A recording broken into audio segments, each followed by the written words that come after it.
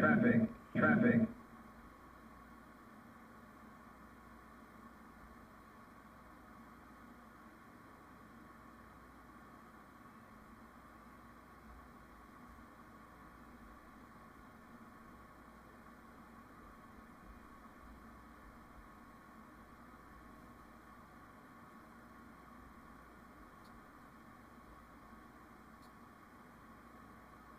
Traffic, traffic.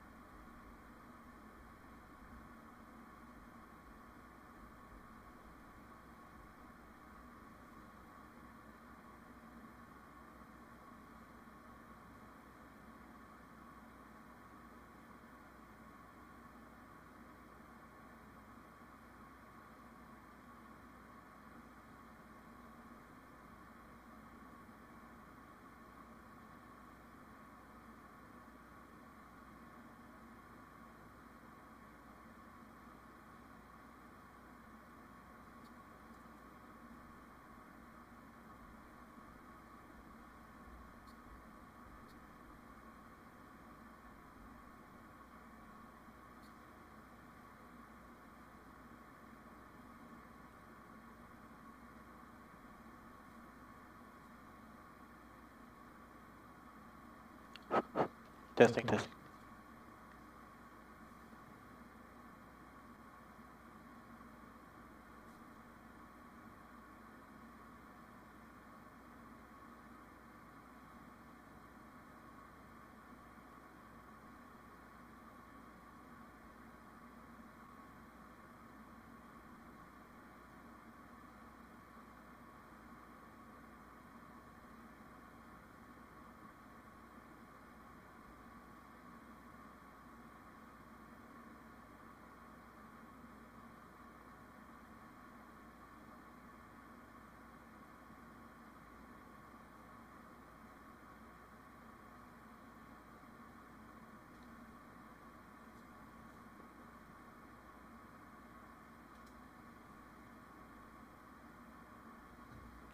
Welcome aboard, everybody.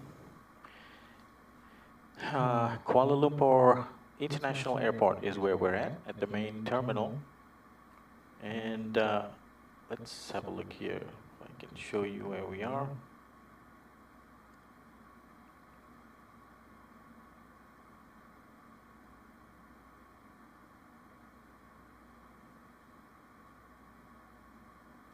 Okay. And we'll take this label off. So we're going from Kuala Lumpur International Airport, which is WMKK, to Minangkabau International Airport on the west coast of Sumatra, Indonesia. It's a 1 hour hop to get us over there. And what you're looking at now is Kuala Lumpur International Airport, and we are parked at the main terminal, stand Alpha 4, almost ready to go. Passengers are waiting patiently in their seats, seatbelt strapped on. You just need to withdraw the jetway and get the APU started up. But I did want to show you the overall route today. And you can see how we're going to take off to the north and then wrap around on the SID and then fly into Indonesian waters, and then across the island of Rupat, and past a major ferry port at Dumai. And then we'll cross some volcanic mountain ranges, or a volcanic mountain range, to come and start descending down on the west side, and to wrap around. We go out to sea, and we come back in and land to the north. At least that's the way that I have it planned right now. This is great views coming in, and if we can do it, let's just get the one flight done. But if it works out, we may be able to fly back as well, do a return trip. So we'll be transiting in Minangkabau International. No ATC. I mean, I'm looking at VATSIM here. There's no ATC about, hardly any traffic at all. It's a morning. It's about 10 o'clock in the morning on Monday. So everybody's at work or at school. But this is a good time for me to do it. So why not, right? I enjoy this flight. Nice short sector. That's why I thought, okay, maybe I'll do 2 of them. Looks like somebody's coming in now. He's just arriving from Dubai. Very interesting. Okay. Now that we've done that little bit of an intro, let me settle in here. And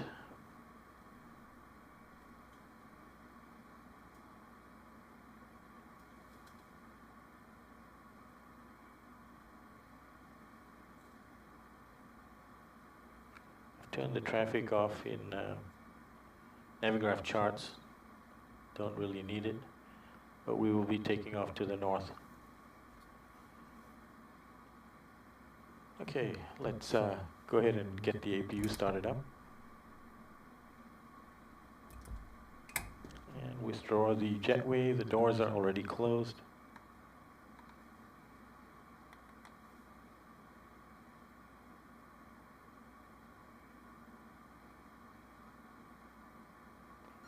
So we're flying Malaysia Airlines today. This is Malaysia Airlines' very first MAX 8 aircraft. Niner Mike Victor Alpha.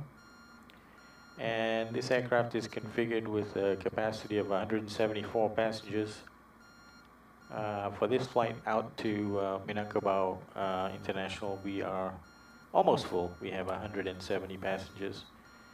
176 total with the cabin crew and the 2 pilots. Okay, that's withdrawn. APU is available. We'll put it on the bus.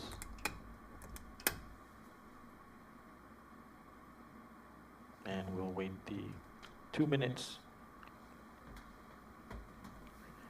while that's happening. Let's do the before start checklist. Okay, smart cars. Let's get smart cars on. And we'll also try to get our, well, I don't know if we'll need Discord. Well, I'll launch it anyway.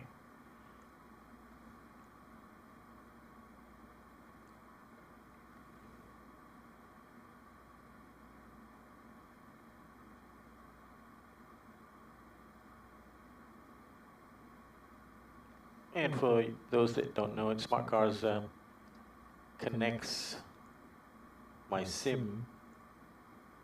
Okay, I've got 2 flights scheduled for today. It's there and back, basically. Let's see, WMKK, so that's the first one we want. And we're flying on VATSIM. Okay, let's leave it like that for now. And we can launch Discord. I really don't think we need it.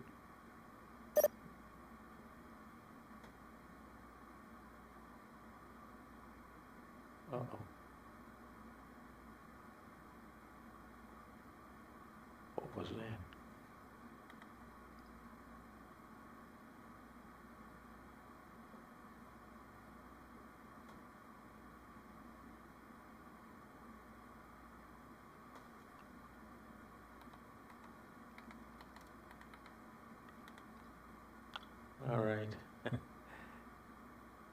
So UAE 8 Victor is saying, have a good flight, thanks. All right.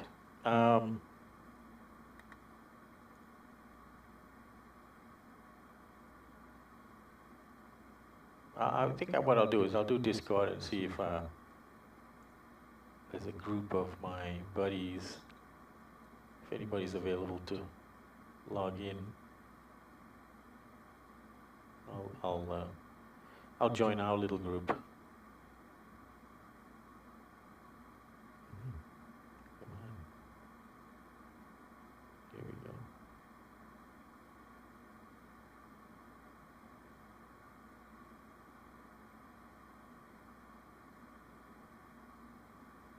So our little group is Transglobal Pilots. Okay, I'm in there, just in case anybody joins. Okay. Yeah, we're up to 3 minutes. We can put the APU on the bus. I mean, APU bleed on. Yeah, wasn't on, that's why.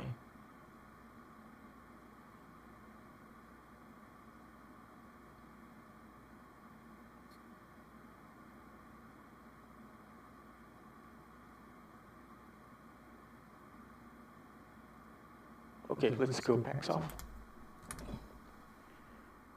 Packs off.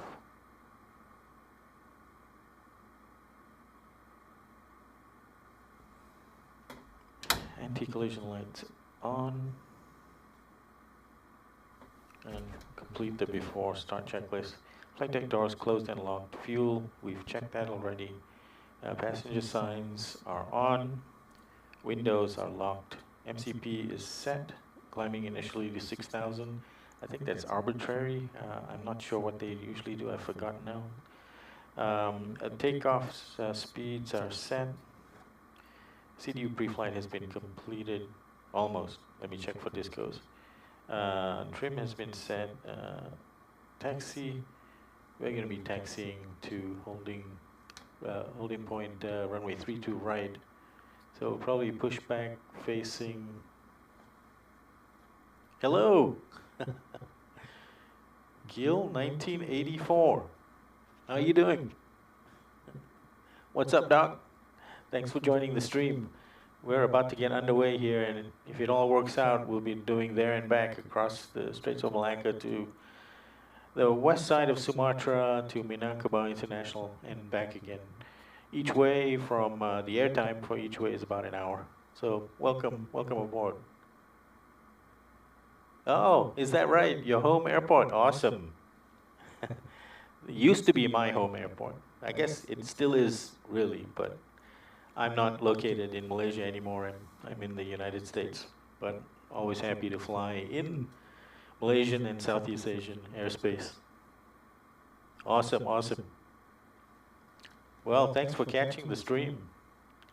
If you want to know, I usually post on the community tab on my YouTube channel where my next flights are going to be. I think I did do it today. Yes, I did.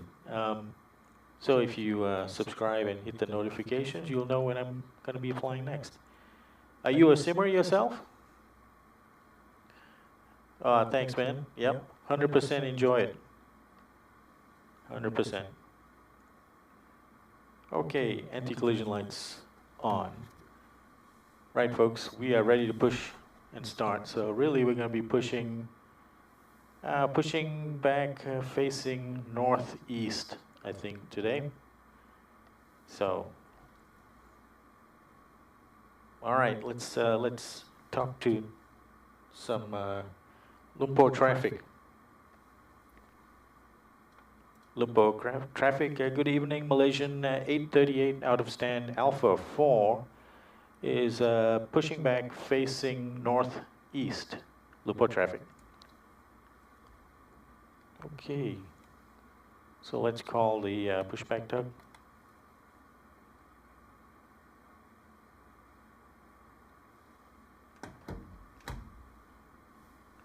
And while we're doing that, we can disconnect the ground power and air. We've already turned the packs off, anticipating startup.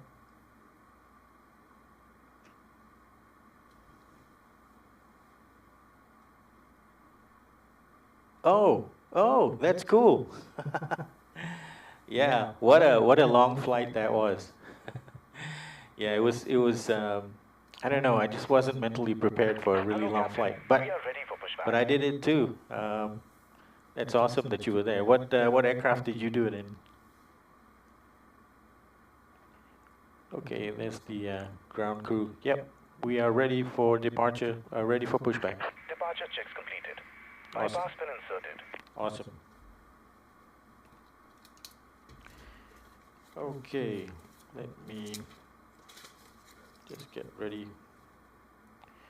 Push back, take off, land and mark. WMKK Locking here. WIE. And what's the date today? UTC 25th of November.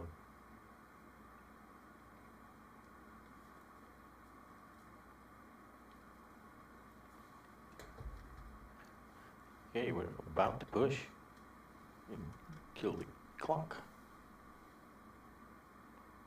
Pushing back facing northeast.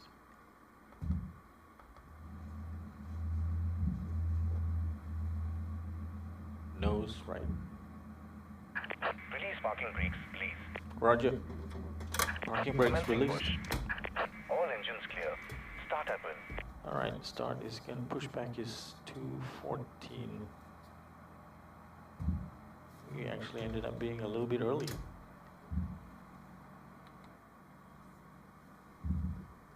Okay, so let's start up engine number 2. We'll get all our pumps on.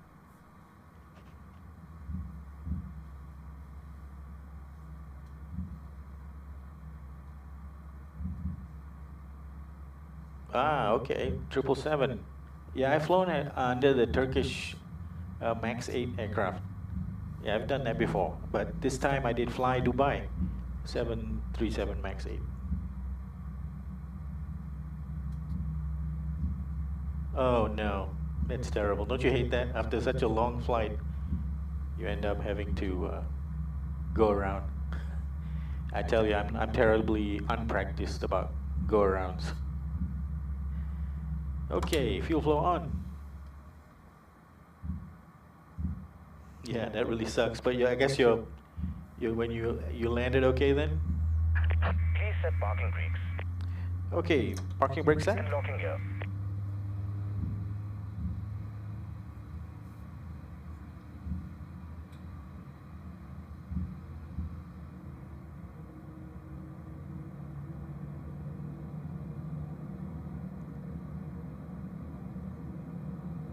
So we've done our calculator today, and we have a double D-rated takeoff with a assumed temperature of 36 degrees centigrade, and hardly any fuel at all in the center tank, so we don't have those pumps on.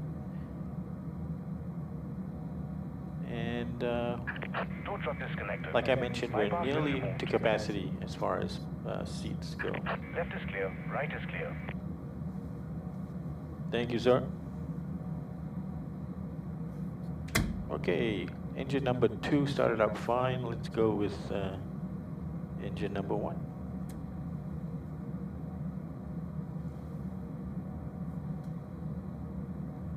Well, congratulations on making that.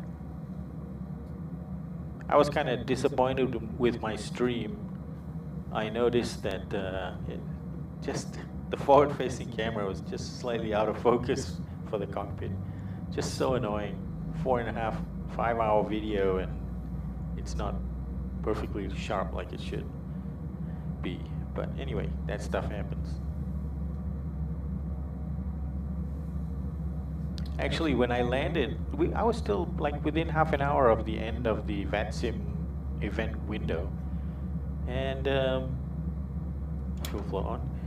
Nobody on the ground there was nobody responding to me on the ground. And actually, the tower controller didn't hand me off the ground either. And what I ended up doing was calling, and finally ground came back and said, taxi to gate of your choice, your discretion. And I said, so I'm not going to get any guidance? And they said, no. And then they all went offline half an hour before the end of the event window, which is sad, you know. But I know that that's a common practice when they have an event window and they never really complete the event window. They just look at the amount of traffic, and if there's a trickle coming in, then they say, okay, we'll check out.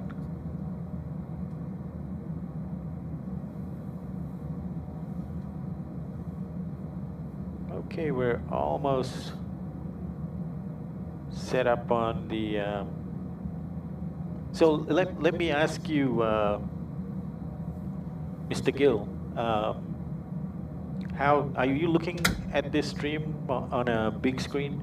Can you tell if my instruments are sharp? I mean, it isn't 4K, it's 1080p, so there's going to be some limitation, but you know, you can kind of tell whether the camera's focused or not. Let me know if you're on a big screen.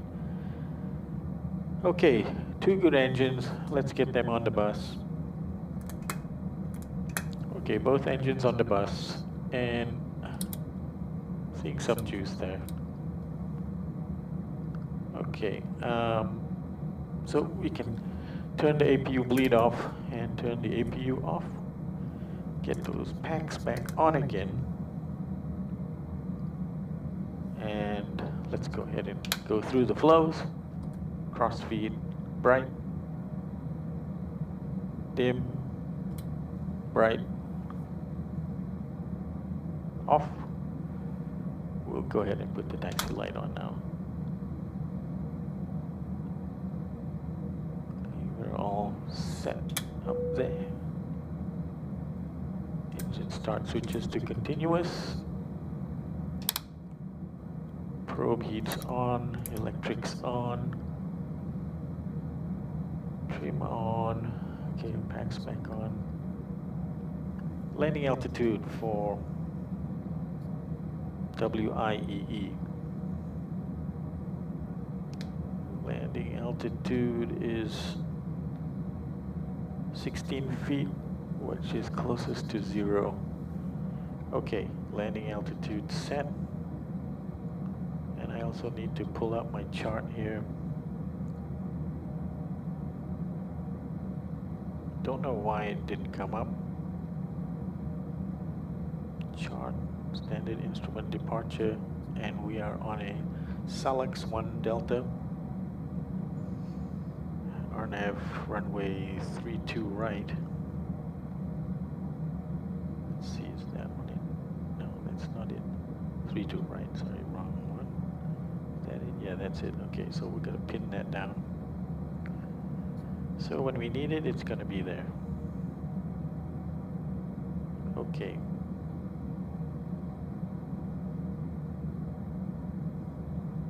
So let's complete our setup here. Flaps 5.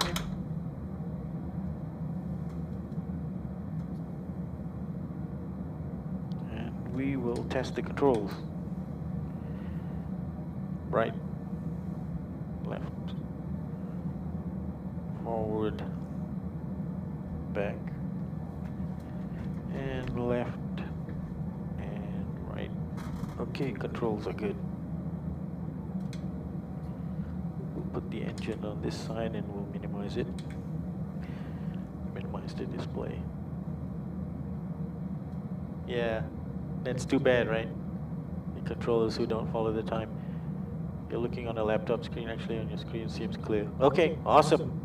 Good enough for me. Thanks. Okay.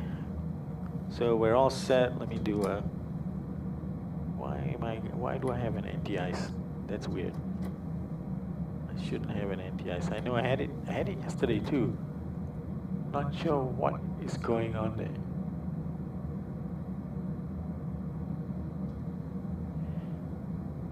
I don't have a TAI on the screen, so it's not saying it's on. And honestly, it shouldn't be there. So I'm going to say that's an erroneous reading, which I never usually get. Okay, let's get going. So I'm thinking today we're going to taxi out of Tango 5 and go down Fox, and then make a right-hand turn onto Bravo, and then Bravo 13 to holding point Alpha 11. Yeah, let's make it straightforward. Okay, before taxi check, generators are on, probe heat on, anti-ice not needed, isolation valves are on auto, engine start switches to continuous, recall has been checked, auto brake set to RTO, engine start levers idle to 10, flight controls checked, and ground equipment clear, ready for taxi, before taxi checklist completed. All right, so we're ready to go. Maybe I put this in dark mode. It's probably less obtrusive. Okay. All right. Lumpur traffic, Malaysian 838 out of stand, Alpha 4. Taxiing now to runway 32, right? Via Tango 5, Foxtrot, Bravo, and then to holding point Alpha 11. Lumpur traffic.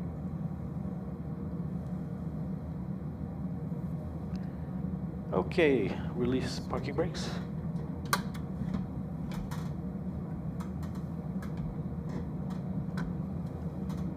Let's do a fuel flow reset there.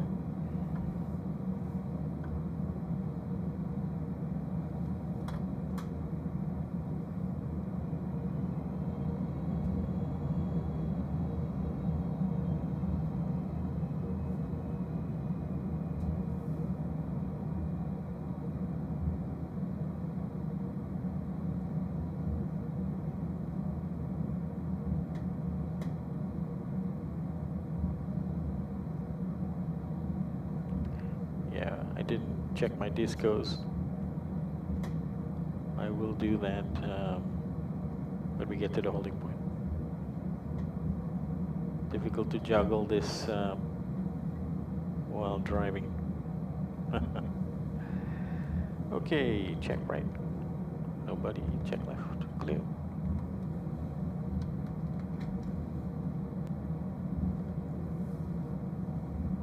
Now, Mr. Gill, I used to come here a lot when I was still in Malaysia, and you can see right out there. There used to be a viewing area, and it was a mound, sort of like the first step of a pyramid, with the big letters KLIA on it, and that used to be a place you could go and look at the planes landing and taking off runway 32 right. And it was fantastic, just open, no chairs or anything. It's just raw laterite ground with some trees, but not an awful lot of shade. Used to drive up there with my family and just check out the planes. Those were the days when Lockheed TriStars were coming in and out of there. I remember seeing those DC-10s, 707s, DC-8s, DC-9s. Yeah, that's a long time ago. And those noisy 737-200s. Yeah, so that brings back a lot of memories, seeing the big KLIA mound there.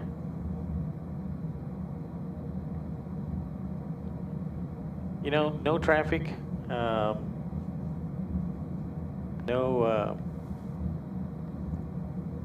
you know, makes it easy. I am the captain of my destiny. But what's worse is when there is a lot of traffic and there's no ATC. Then you start having to juggle and negotiate with other pilots in the air. like I flew to Copenhagen the other day from Paris, and there was traffic coming into Copenhagen, but no ATC. At least, you know, there was a tower, I think. And I mean, I had a near collision. I was ahead of this other guy until he finally surrendered and said, "Okay, I'll go into a hold." But he waited way too long. You know, the following aircraft has the responsibility to make a diversion or go into a hold or something. Okay, we're gonna turn here on Bravo. Turn right. Okay, clear.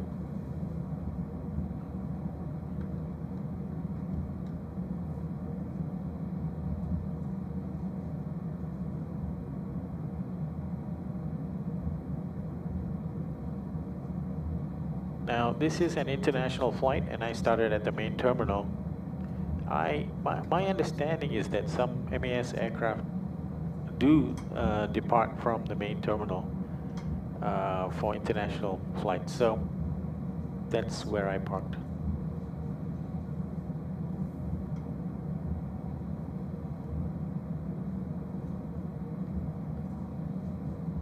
You didn't know that? Oh yeah.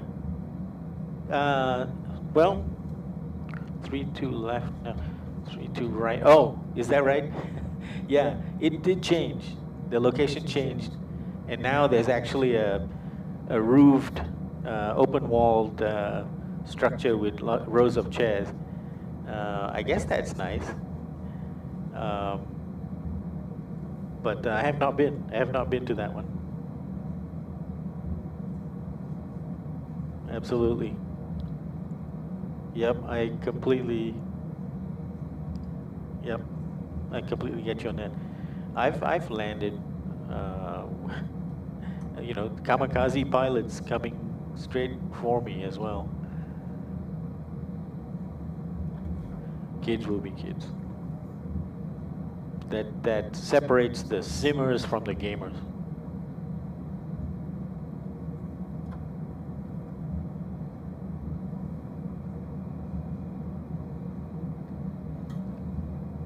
Ah, okay, you know that. All right, cool. I'm not sure. Well, actually, Malaysia Airlines does not fly to Padang or Minangkabau International, but I fly there because on my Malaysian aircraft, because that area, Padang, Sungai Limau, Bukit Tinggi, is where my mother's side of the family came from originally. So I got roots there, man. So I got roots here and roots there. Okay, I guess it's not this one, it's the next one for maximum length. I could have gone with a shortened runway, I guess I should have, but I ran my virtual performance tool with full length. So really, like a good pilot, I'm only I'm working within the envelope that I calculated, which was an assumption of a full-length runway. All right, so let's hold at this point. And now I got to remember what I was going to check. Oh yeah, we'll check for discos.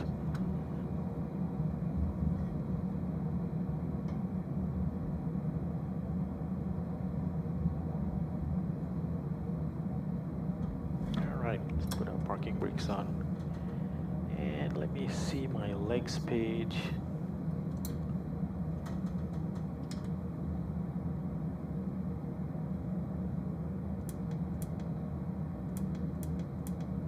Okay, I did have some discos.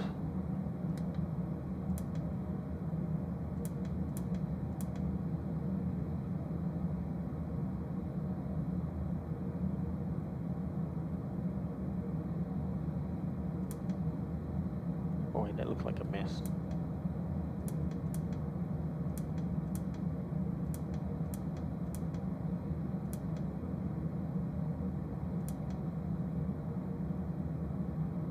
Okay, so it's going to be runway 33, and I'm going to fix page and just quickly put those rings in there. carefully steps through the plan once we're airborne.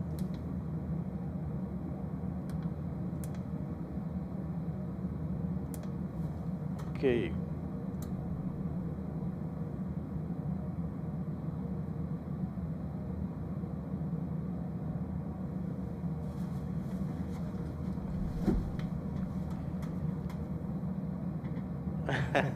Yeah, that's right. I paid for the whole runway, so use the whole thing. Okay, guys, we're going. Lumpur traffic, Malaysian 838 is lining up runway 32 right for immediate departure on Salax 1 Delta departure for Minangkabau International Airport. Lumpur traffic. All right, folks. We are green for go. Let's, approaching 3, 2, right.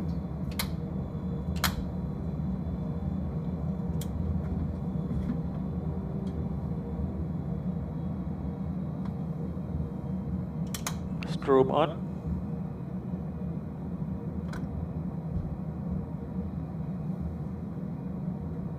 On runway 3, 2, right. Okay, folks, here we go. Ready, Victor? Ready. Okay, flaps set and trim set. Before takeoff checklist completed. Forward pressure on the control yoke. Throttle up 40%. Stabilize toga.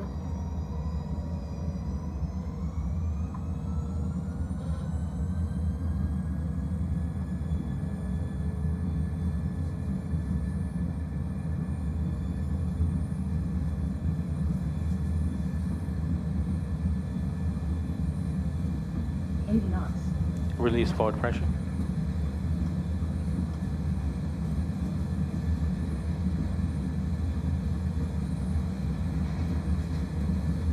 V1. V1.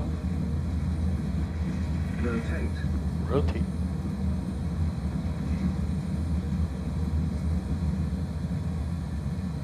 Positive free. Gear up.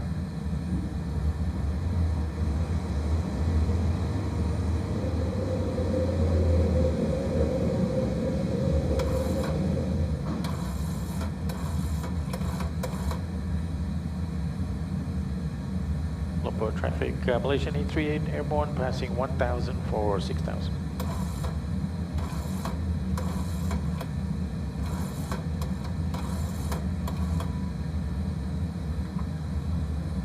Flaps 1.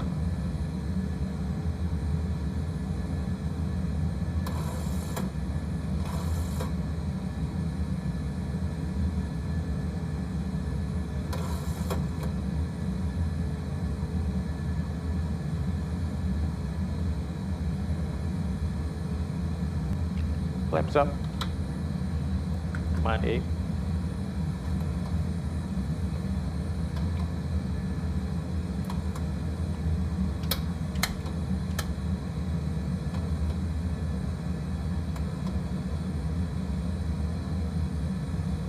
Okay. Let's crank it up to flight level 180.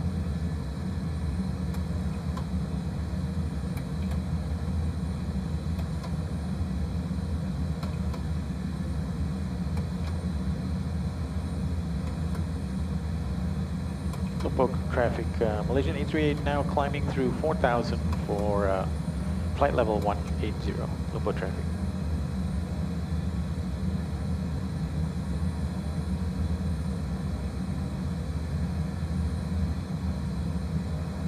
All right, after takeoff checklist, engine bleeds are on, packs are on auto, and landing gear is up and flaps are up, no lights after takeoff checklist completed.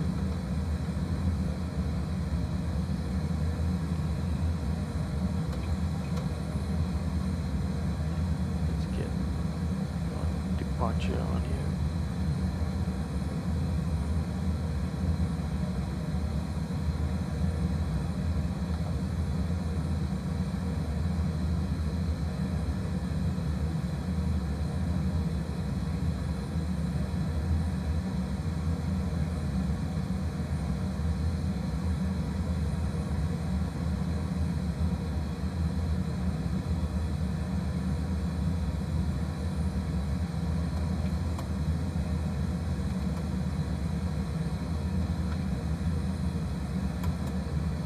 calm days right now. Sometimes in Kuala Lumpur there's a lot of turbulence. Looks pretty nice today. Hopefully we make it back after transiting at Minangkabau International. We can put down a baseline for our fuel burn.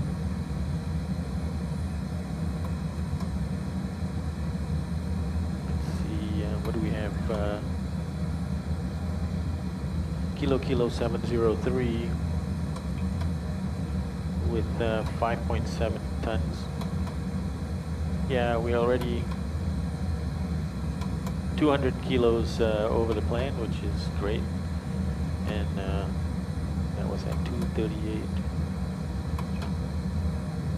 39, I'll cut 1 minute off it, so that's at maybe 3.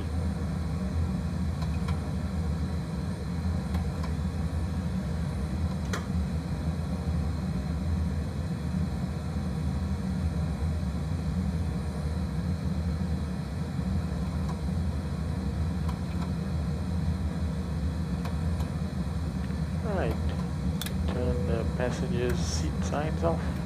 Engine start switches to auto. Lights are all off.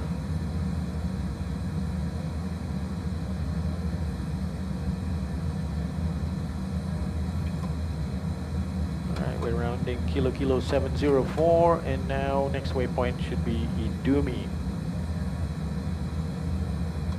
Can change the range to 40 miles.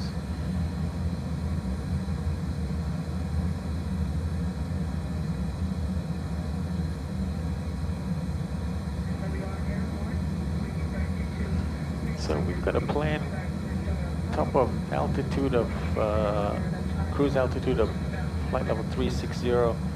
Let's just continue our climb up to 360.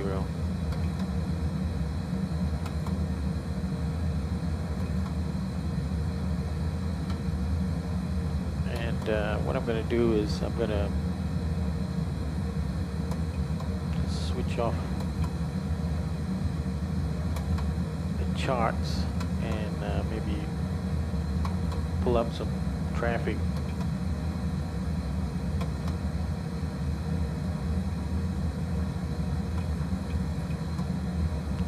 See, now I've turned on the aircraft, so there's some aircraft in the sky, but not a lot at all.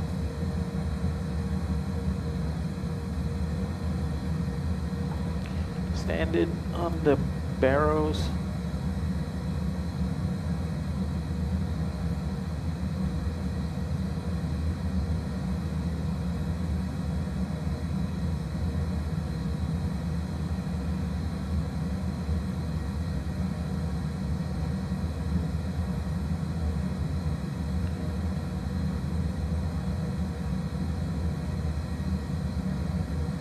No ATC anywhere around.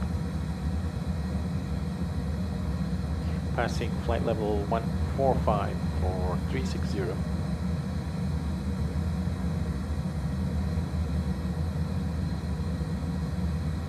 Idumi coming up. So Idumi is basically the transition point going from Malaysian airspace to Indonesian airspace, and then we do a right-hand turn to Salax. Oh, actually, sorry, no, I take that back. That's the actual country border, but the actual ATC border is at Salax. And then from Salax, we're going to turn left and cross the island of Rupat. And actually, we are going to be passing by Port Dickson to our left. Let's see if I can see anything. And that's, we're passing the airport now. See it down there. Not sure if you can see it actually. Straight ahead. Yeah, when we're abeam Port Dickson, I'll take another peek. You can see KLIA very clearly from this point. We're passing flight level 178. So we're over the Straits of Malacca now, and we should be a beam Port Dickson before we reach Idumi, and then we can carry on.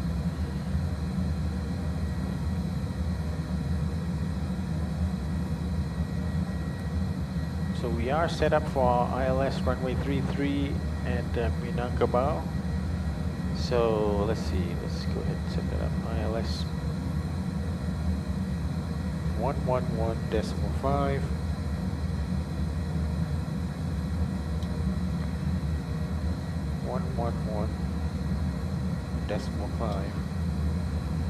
And the course for that is going to be 335. Very close to what we have here.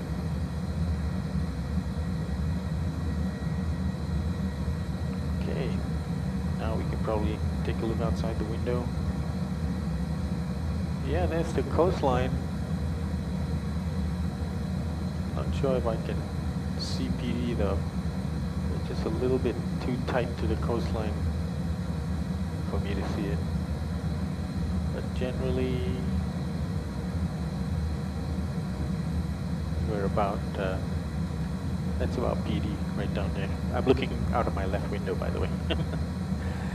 Now I'm looking straight.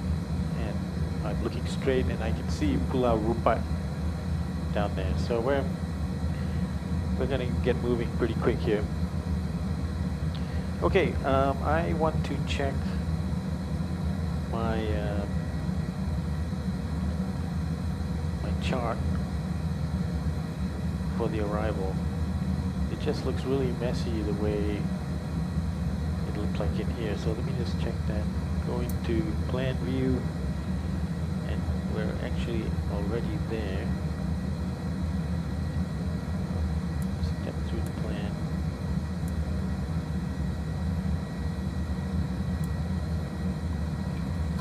So from Idumi, we should go.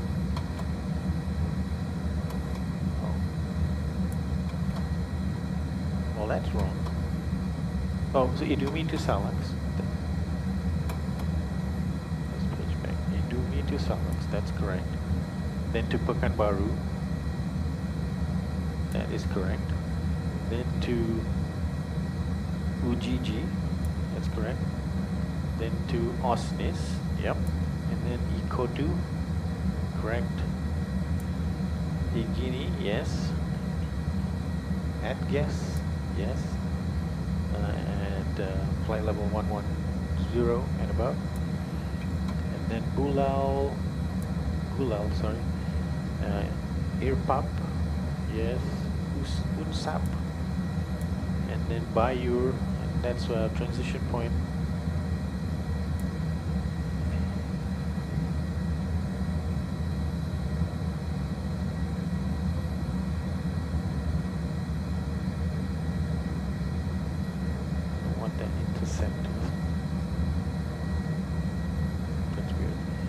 Okay, then it's Delta 113.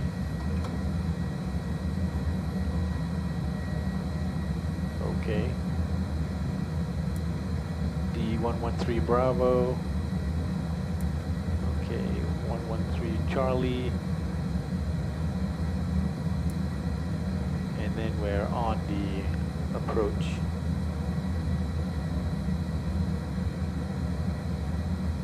Okay, let's hope it works, man. It just looks a bit hokey on my screen. We can always go to manual at that point. Okay. So next thing to do is let's quickly do our calculation for landing configuration. So let me do another fuel check. Salax 5.2. Salax 5.2. Okay, so we're about 200 kilos over still. Let's just say we're going to be about 300 because we accumulate. Let's see how this looks.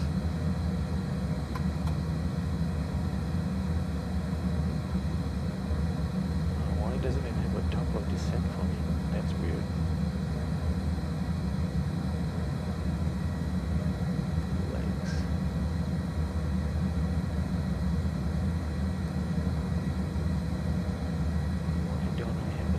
descent. Oh, I see. We can't do. Let's just stop at flight level 30 then.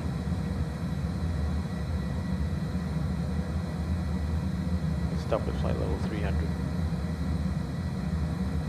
And I'm gonna do 300.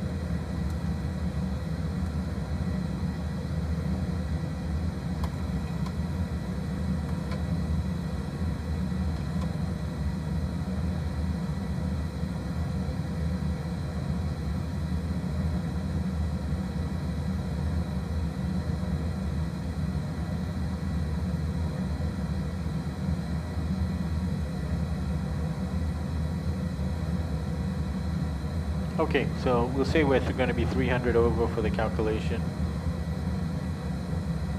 And let's see here. Here's my performance tool.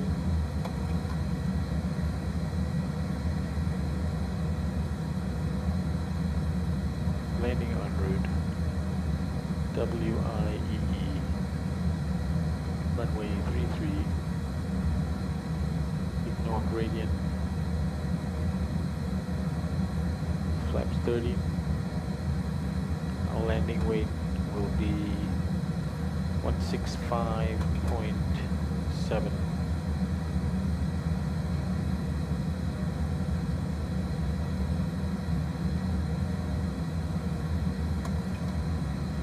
Sorry. It will be 65.7.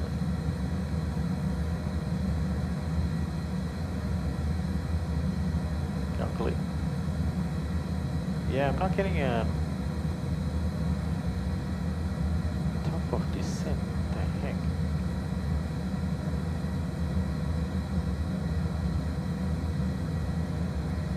VNAV.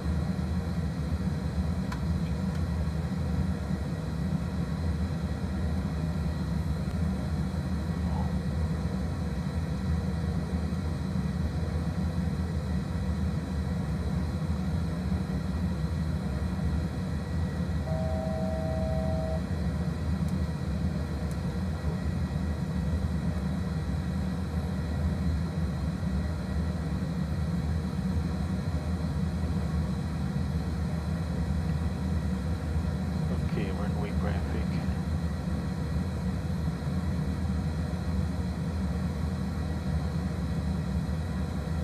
Alright, we'll just do an auto brakes 3, which will stop us at about 8,000 feet. And let me see.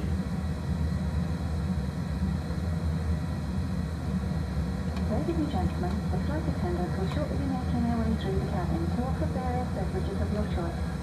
There will also be a Yeah, we'll probably have to backtrack because it's only a 9,800 foot runway. Okay, no problems. Now I'd like you to sit back, relax, and enjoy the flight.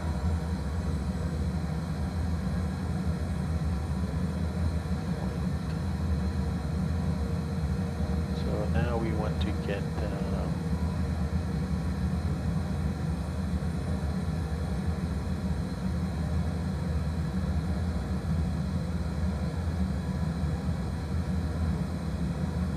I think we're just going to start our descent in Ujiji because I'm not getting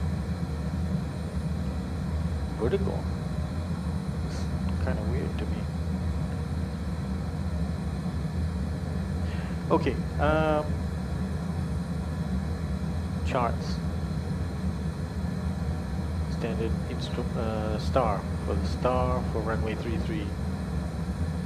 33 on have arrivals. Is that what we're doing?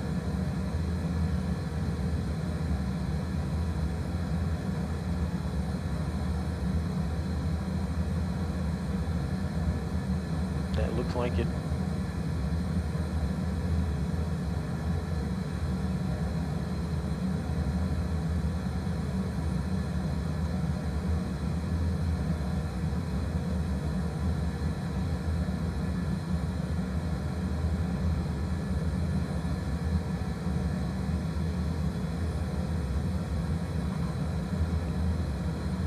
Okay, 64 miles to Pekanbaru, and We should be on the ground in Minangkabau at 8:44 Zulu.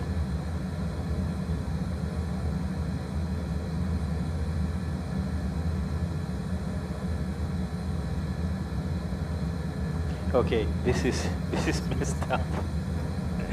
There's something about this route that is not looking right, and it's not completing the circuit. So there must be some waypoint that's just way far away. I'm not sure what that is though.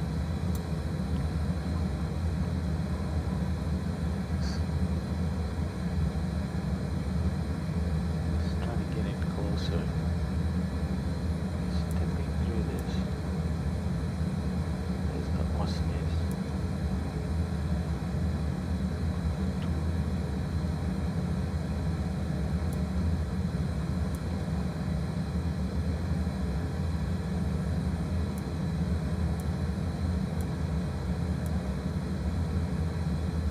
Yeah, this is where there's a disco bayou. Okay, so I'm going to just take that intercept out. Okay, that looks better. Yeah, that's better. Okay, I think we solved the problem. And let's go back out. Okay, there's our top of descent. Yeah, there was a break in the flight plan. Now this LNAV should be LNAV. So maybe I need to do alt intervent to get it back to VNAV path. Yes, got it.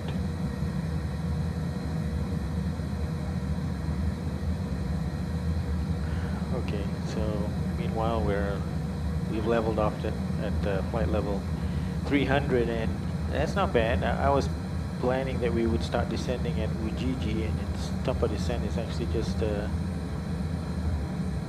maybe about 30 miles further. Alright, I'm glad we solved that problem.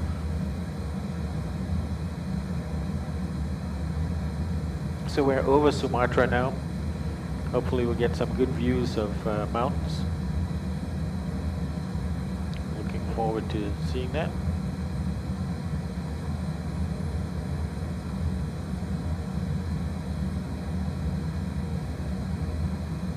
So I hope we can do our transit within an hour. It's more complicated than you might think to do it with this sim. When you in order to load a flight plan into the FMC, you need to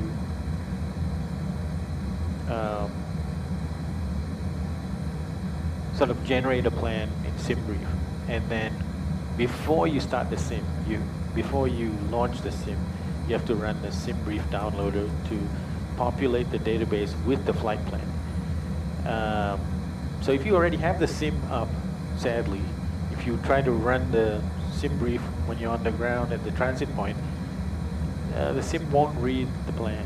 So what I had to do was I had to build the return trip plan first, and then ran it in the downloader before launching, and then I had to run the outbound sector and then loaded that. So I've got both flight plans already in the CDU, and the only thing I have to do on the ground is I need to rerun the VATSIM file. I have to file the return trip on VATSIM in SimBrief. So for the transition, we'll park the aircraft, we'll switch to ground power, switch off the APU, we'll leave the IRSs on, we'll deboard the plane, and then we'll start rebuilding the flight plan for the return trip and filing the return trip flight plan to VATSIM. That's the plan.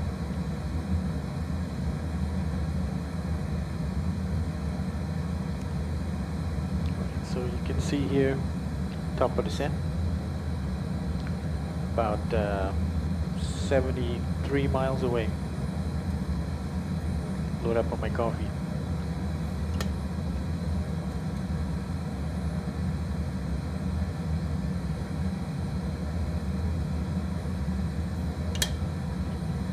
So if I'm not mistaken, I think I'm right, that it's about 11 o'clock, actually it's 11 o'clock in the morning in Malaysia right now. And it's 10 o'clock at night, Eastern time in the US of A. So what I planned was no more than an hour for the transit. So what time are we landing? It's a 1 hour flight there. So I said that our return sector would depart at 4:30 Zulu, and right now it's 3:38 Zulu. 2:30, 3:30 get there, 4:30. Yeah, so we may be a little bit late based on my schedule. Yeah, I wasn't factoring the taxi time. I just did air time. It's okay. We can be slightly delayed on the return trip.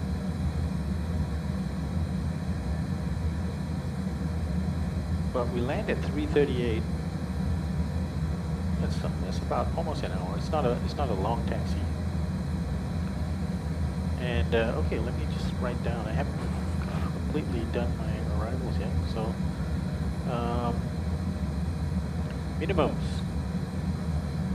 minimums. So actually our intercept altitude is going to be 2,000 feet, and the missed approach altitude is 5,000 feet. Okay, minimums is for ILS 250 feet. Decision height, sorry. Decision height is 250 feet. Set that now. 250 feet. And parking,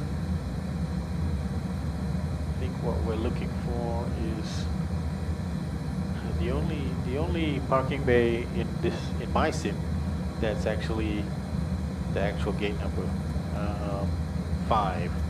So it's actually Bravo 5 in the sim, but it's 5 in real life. So parking 5, Bravo 5. So we're going to be probably having to backtrack. Let me show the diagram for the airfield. So landing from the south. I don't think we're going to make Bravo or Alpha, but we'll probably get to one of those turnaround spots and turn right into them and then left again.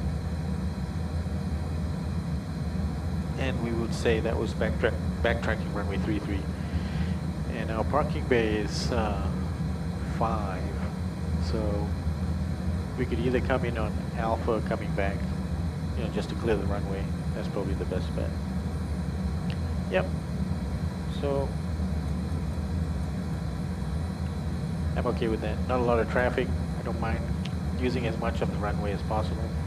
It was how long was this runway? It's almost 10,000 feet, and I think we're going to need 8,000 to stop unless we use manual braking. So we'll try to use manual braking and stop at the first one. We'll see.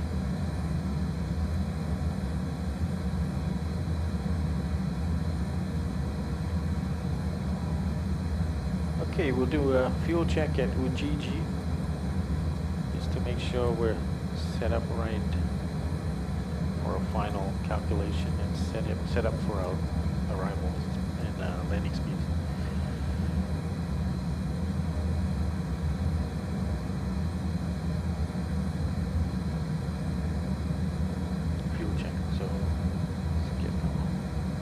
Flight plan up here.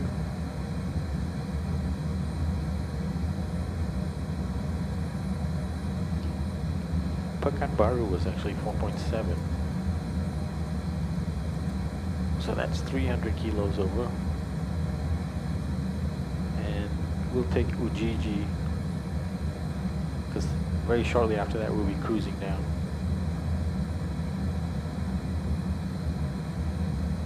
Okay, so I can see our next waypoint that's got a altitude restriction is 14,000, so I'm just gonna scroll down to that, flight level 140. We won't descend until top of descent, which we will announce.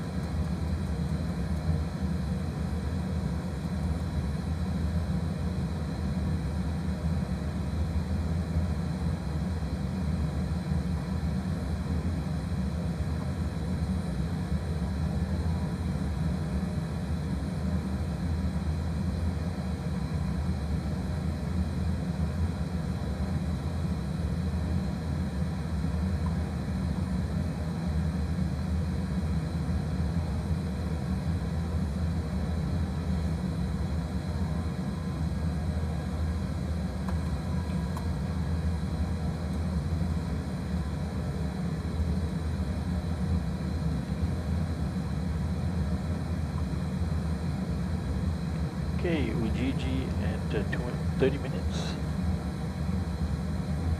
Spot on the timing wise.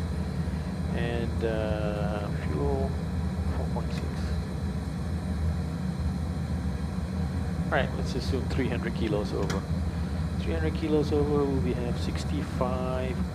65.7. So we can have flaps 30, 146 plus ref speed, and our ref, what was that? It was 5 knots, so 151 knots.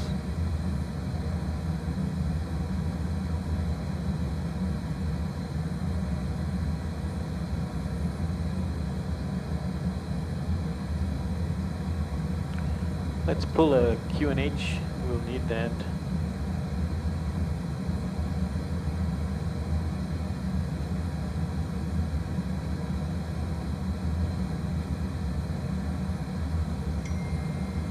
One 1009er. 1009er. Okay. Recall checked. Still have that anti-ice. What the heck?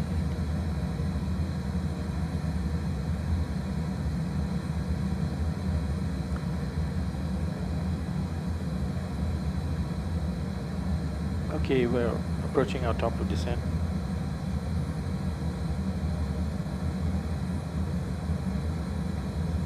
Hey Gil, thanks for subscribing, man.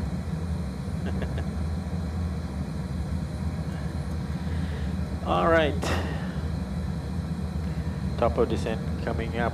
We should switch to the legs page so we can monitor our restrictions. You can see here's our rings, 20 miles, 10 miles, 4 miles. Gives you some good perspective of what's happening. Okay, we are descending. Let's get our descent checklist. Pressurization, landing altitude has been set.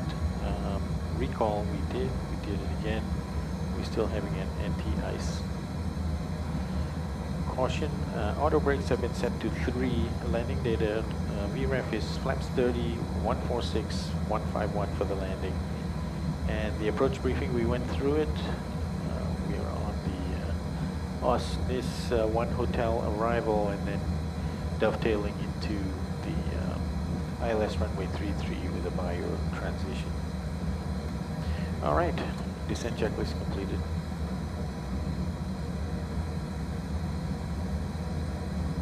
All right, so hopefully we'll be able to see some mountain ranges here.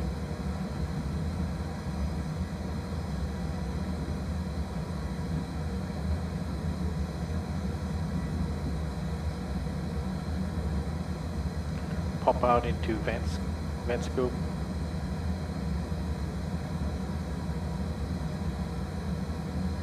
Nobody around.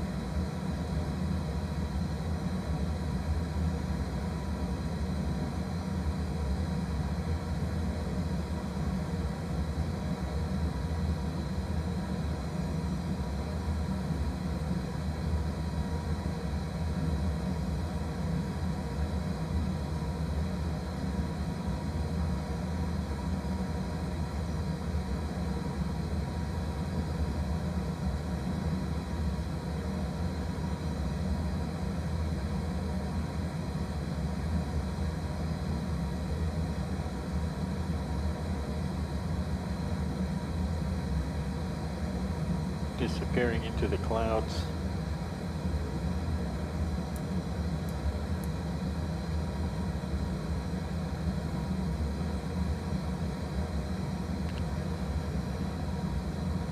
Dial this down to 1000. And let's have a look at what is the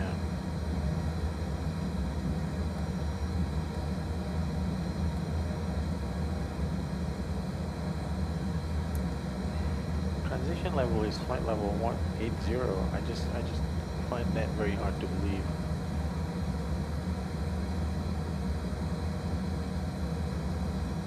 It's actually 130. So let's fix that. VNAV forecast 130. Okay.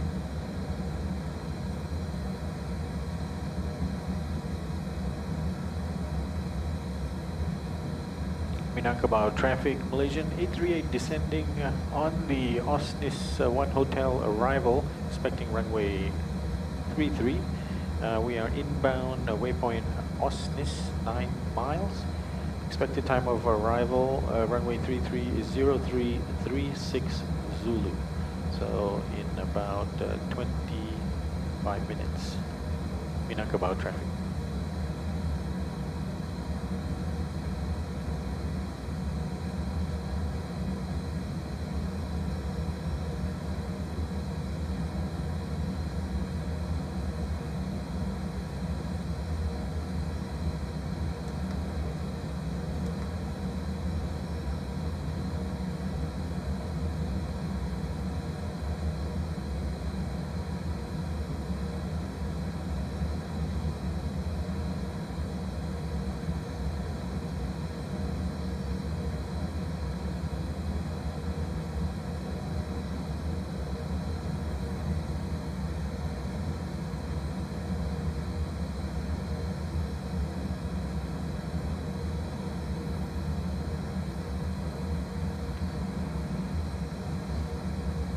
Put the terrain on this side and put the weather on that side, since terrain looks more interesting.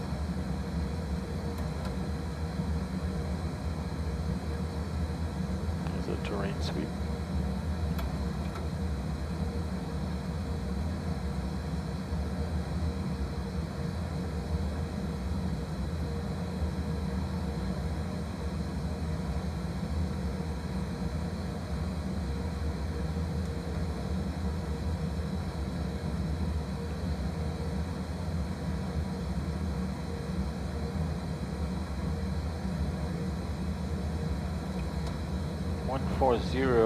We should transit. That's the transition altitude. Okay, let's do a speed interval. Get down to 150 knots. Oh, look at those mountains coming up.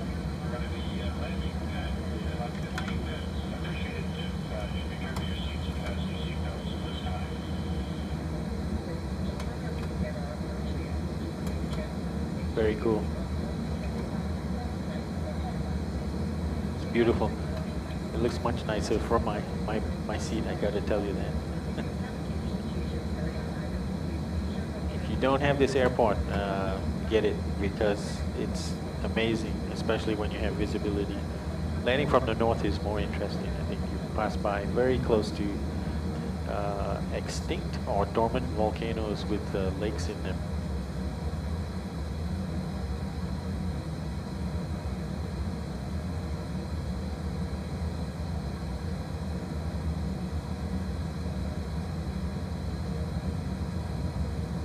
Okay, now we got mountains again.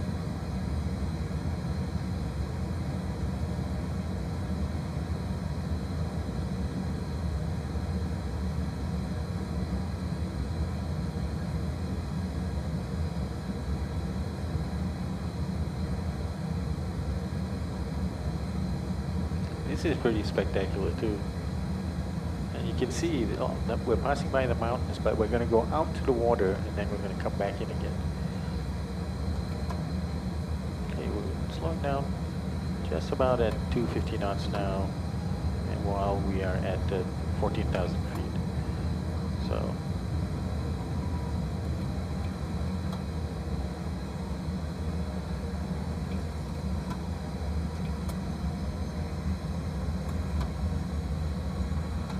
carry on the rest of the trip at 250 knots. Actually, I could probably do it until 10,000 feet, right? Silly me. Let's go back up to 270 knots.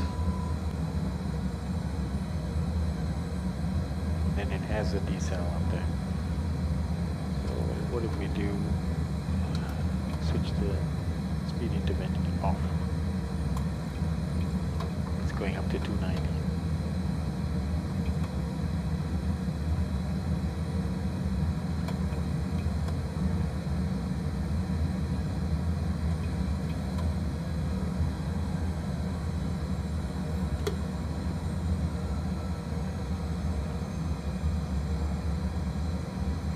Ladies and gentlemen, at this time we ask that you store any electronic devices until we are safely parked at the gate.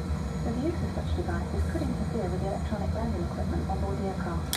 In final preparation for landing, please ensure your seatbelts are securely fastened, your seat belts are in the upright position, and your tray tables are stowed. Any hand luggage should be underneath the seat in front of you or placed in the overhead locker. The flight attendants will be passing through the cabin one last time to complete their final compliance check and to collect any remaining cups or glasses.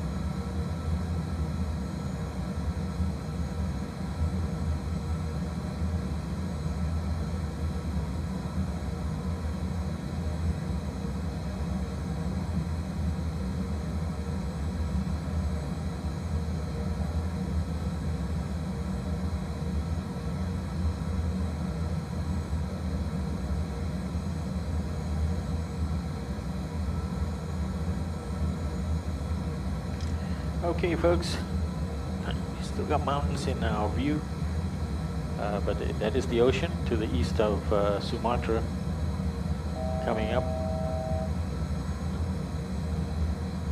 Okay, let's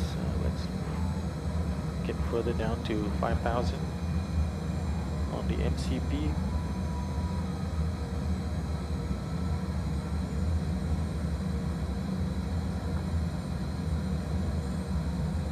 Have a decel point coming up.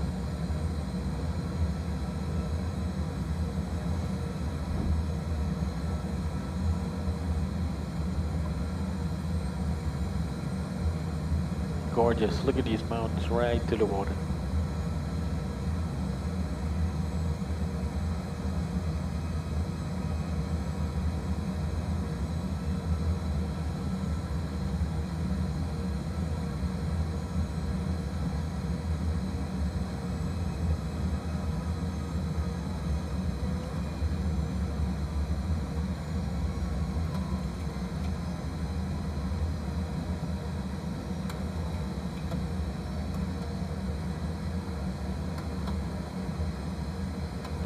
So we go out to sea.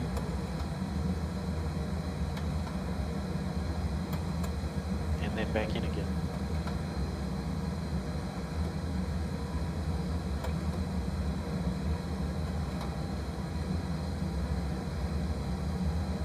Speed breakers armed.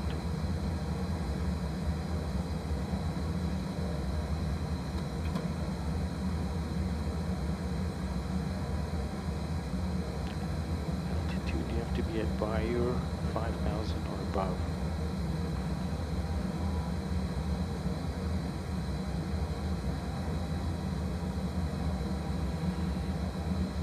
Charlie,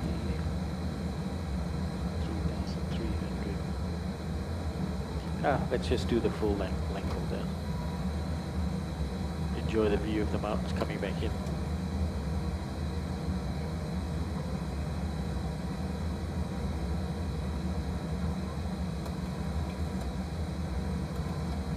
Well, we picked the right runway. Wind is from 307 degrees and 13 knots up here anyway.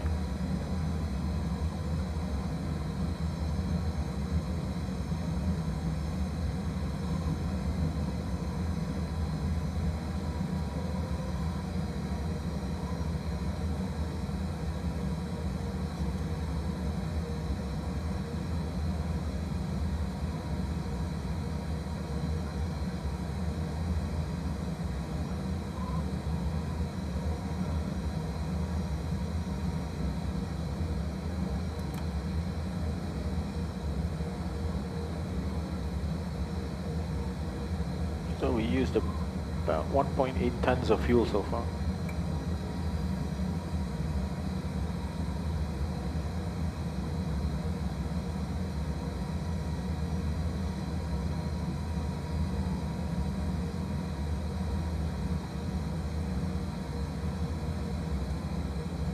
Let's make by your 5,000, not 5,000 or above.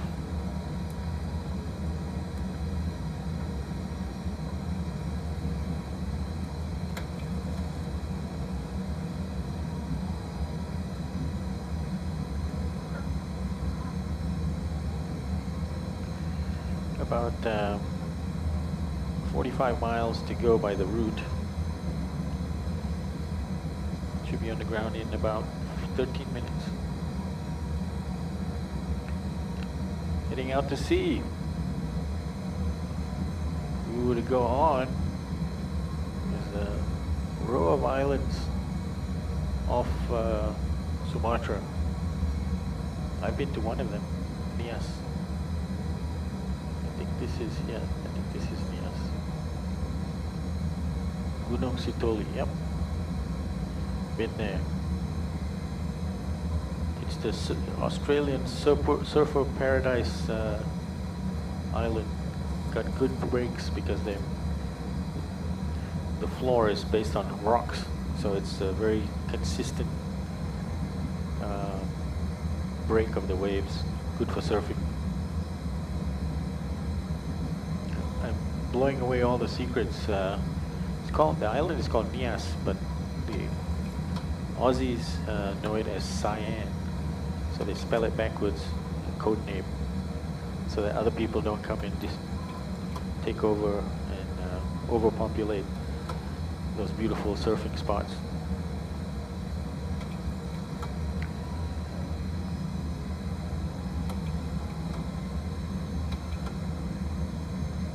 So I shouldn't be talking about other stuff. On the descent during cruise, it's okay to speak about things not related to the flight. But technically speaking, on the departure and climb, descent, landing, you should be focused on the flight at hand. Sterile cockpit, some people call it.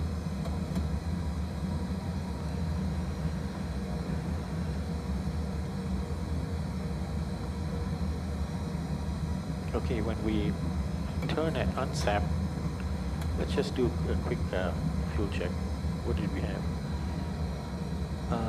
ERAP, ERPAP 4.3. About 4.3. Okay, close enough. I think we're good.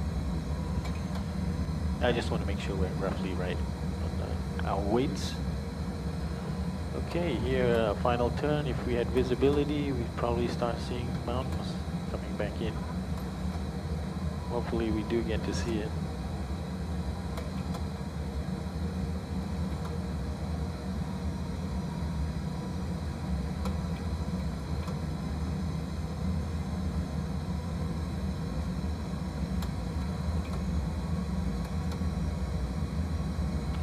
So effectively, this is a very, very long right base.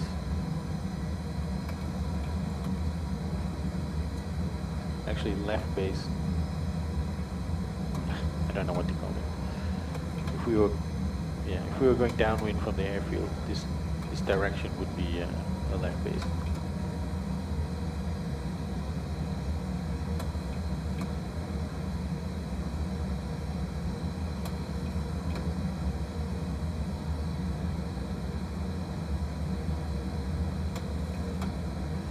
So at Bayer, we need to be at 230 knots.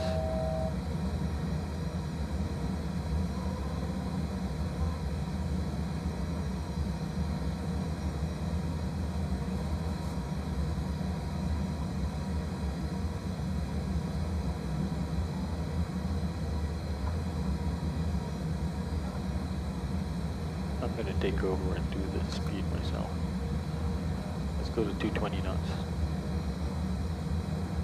We're inside the 220 mile range.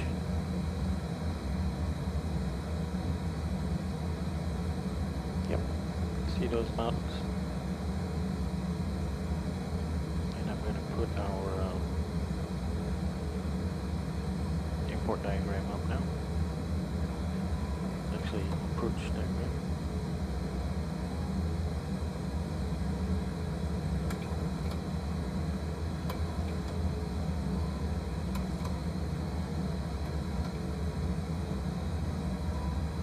About traffic, Malaysian 838 now at 5,000 feet, overhead waypoint Bayur. We should be on the ground at 332 Zulu in about 7 minutes. Minangkabau traffic. Oh, we should go down 2,000.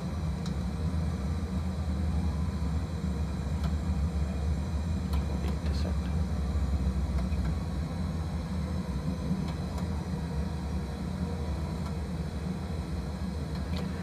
Get all lights on. Engine start switches to continuous.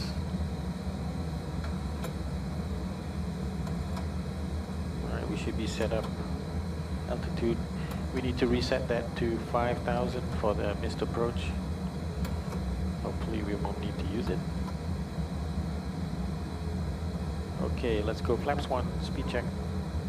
Flaps 1.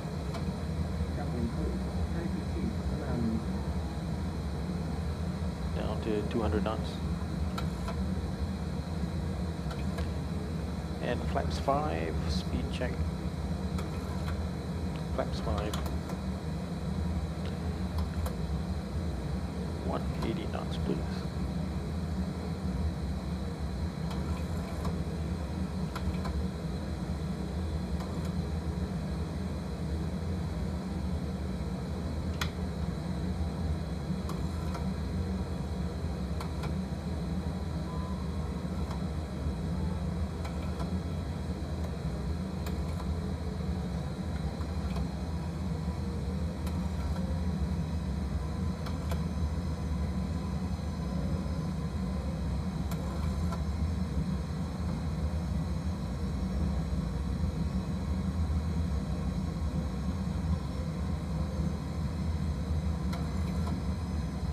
See the caret for the localizer.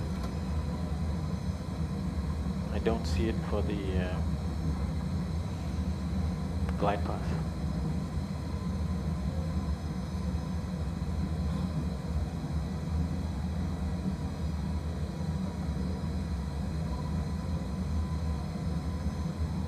Now I see it. Okay, let's hit the approach mode.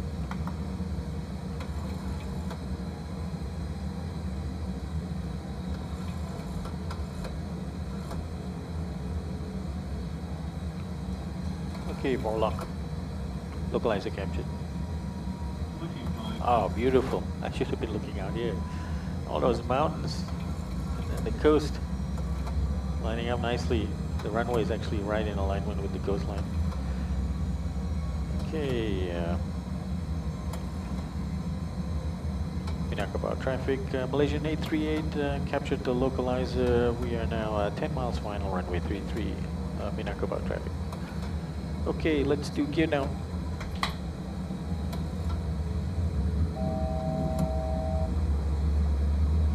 And flaps 15, speed check 200 knots, flaps 15.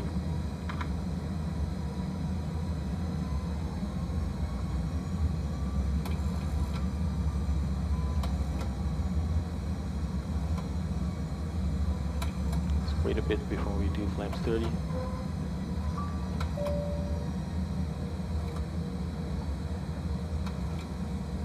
Okay, runway in sight.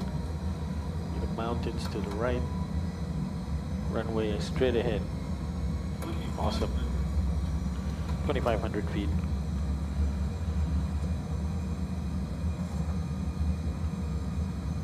Still waiting to capture the glide slope.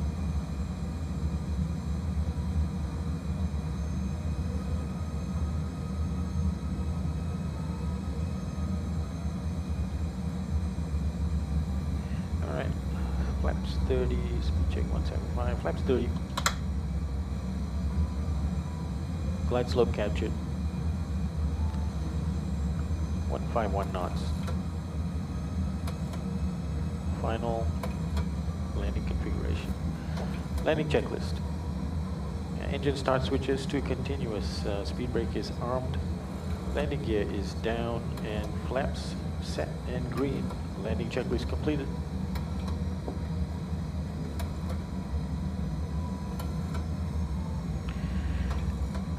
$1,790 radio altimeter. We're looking good. I'm not going to try and do anything crazy to stop real fast. There's no traffic around. Let's just verify that. Looking at VATScope. Yep, nobody around. No worries. Okay, let's get the airport diagram up.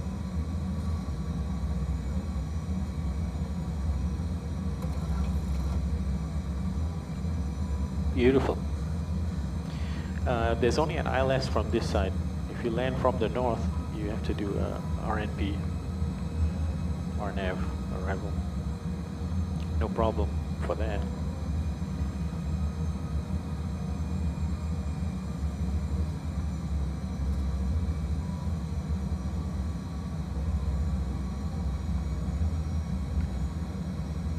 Beautiful. 1,000. Okay, autopilot disconnect.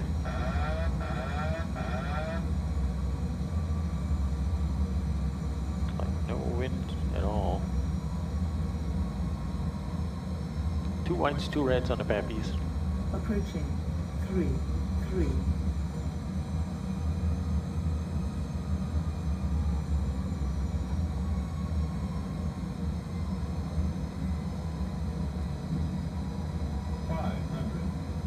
Check.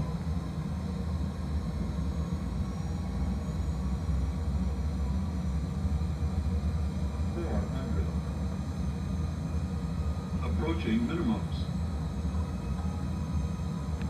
Okay, we're stable. 300. Autopilot disconnect. Auto throttle disconnect, sorry. Minimums. Landing. 200.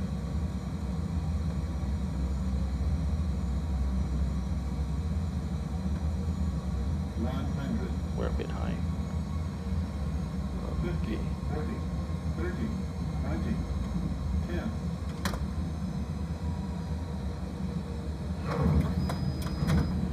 Alright, we're late with that landing. Let's put on some manual braking. That's the last vacate point that we could have done.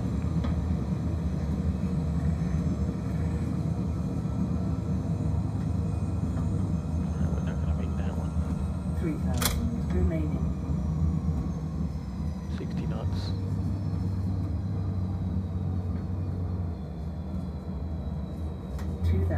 Remaining. Approaching. 1, 5.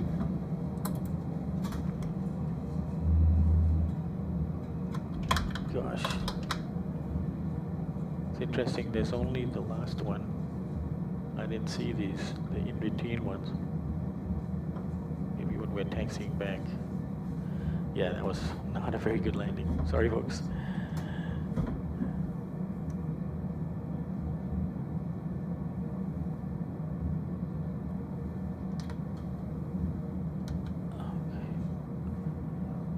Minangkabau traffic, Malaysian 838 is turning around on runway 33 and backtracking to the apron. Minangkabau traffic.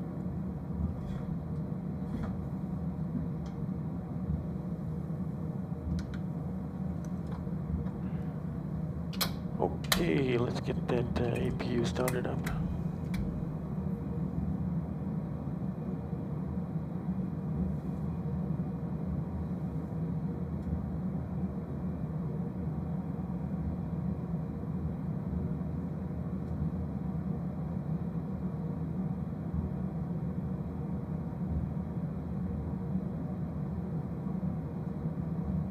So I guess while we're backtracking, we can pick the parking bay.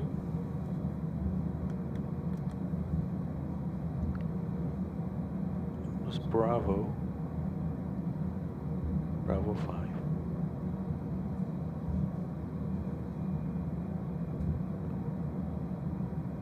Let's do Kapura. Don't know what that is. Actually, backtracking, you can do 55 knots. Okay, so coming up, there should be, yeah, I think there is this turning around point. So we're just missing one more between this one and the end one. There should have been one more turnaround point. So this is actually the turnaround point that I was hoping we could make, but we didn't make it. It's because it was a late landing for me. I came in high. Be interesting to see if I actually made the last landing markers or not. I don't think I did. Not so good, right? Anyway, everybody's safely on the ground.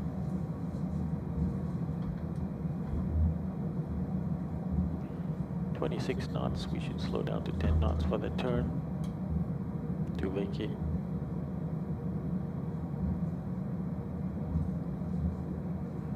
I've done cargo flights here as well. For cargo, the parking is like just in that first turning here that we're going to take. Straight ahead, there's a cargo apron.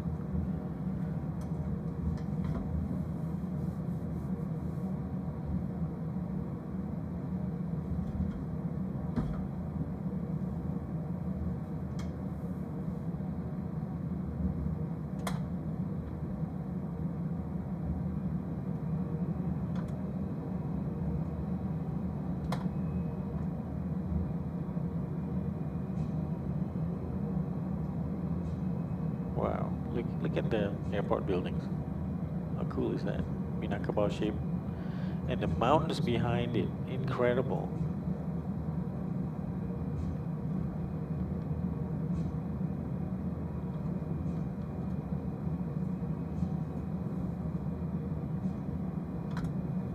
So cargo would normally be left there.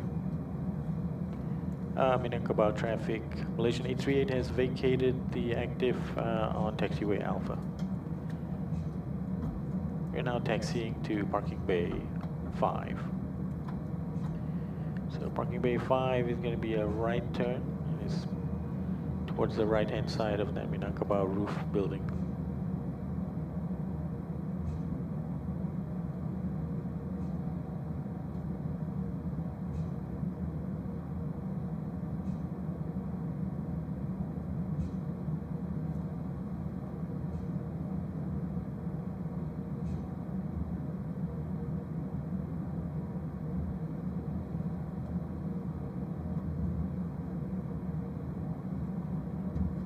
Pop out to be able to see.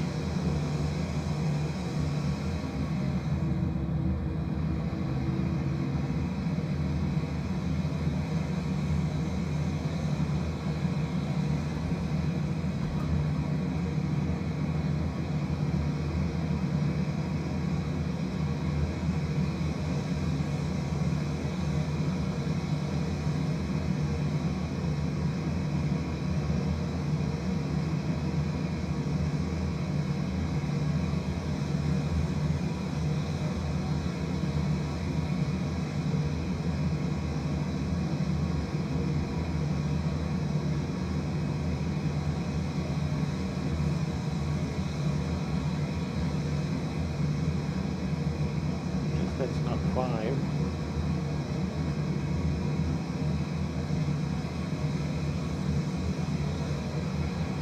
Oh, there's the pilot waiting for us.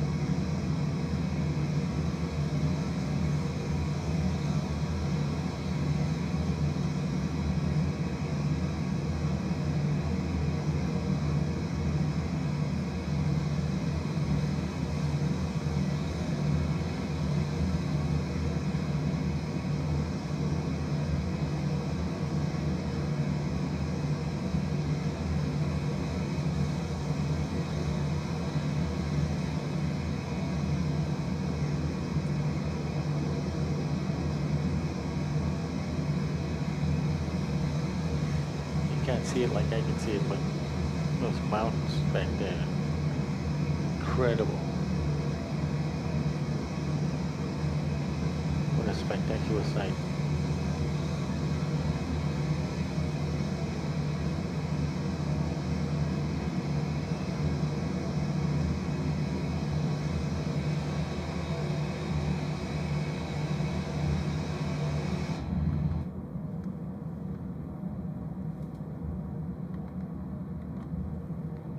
This is Bravo 5.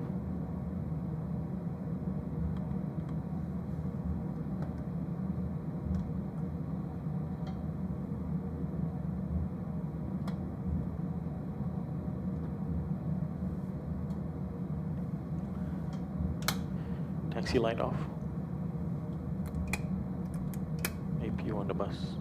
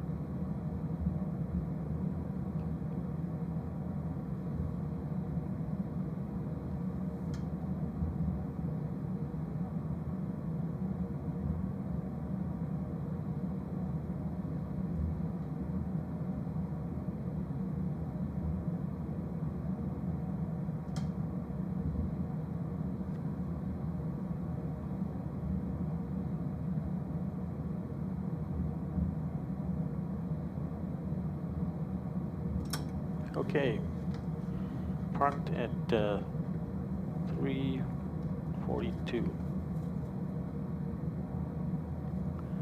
Let's power down.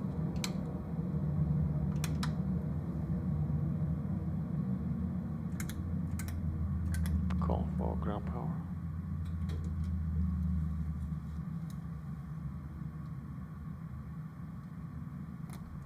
Ground power on. And folks,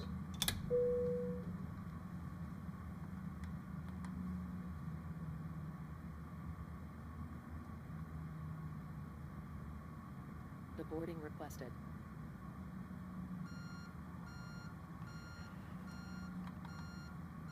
okay, air bridge coming, jetway coming. All right, so let's complete this. We had the ground power, right? Ground power is on, right? Yep. Okay, so we can now switch the APU off and APU lead off and APU off.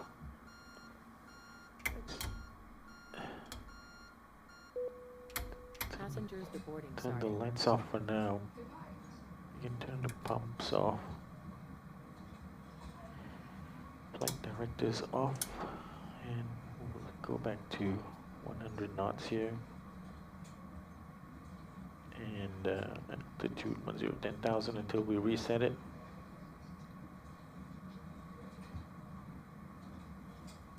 Okay.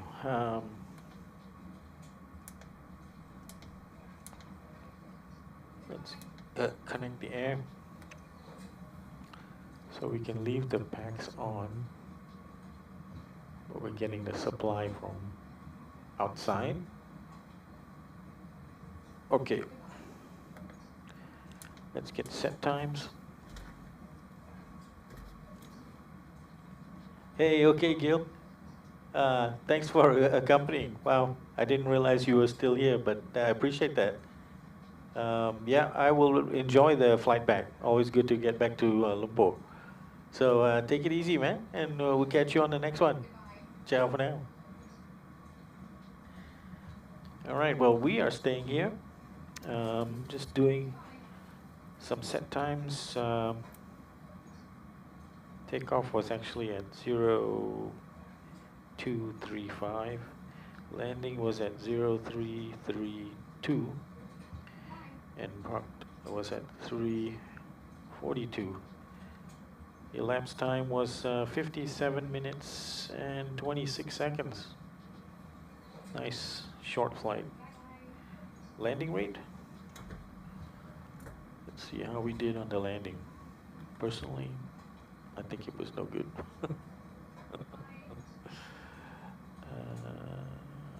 Oh, wait a minute. Didn't I start that up? I didn't start it, so it didn't get recorded. Oh, man. Oh, well. Okay. It is what it is. So we'll be setting up for our next flight then. I didn't start it. I have it on my checklist. I didn't start it. Oh, that's terrible. That just means that it doesn't sync with my United Virtual. And then I don't get a landing rate recorded. Well, just as well, it wasn't a very good landing rate. Okay, I think we're set up. We're ready to start preparing for our return. So for the return, let's see if I do this right. So I need to load the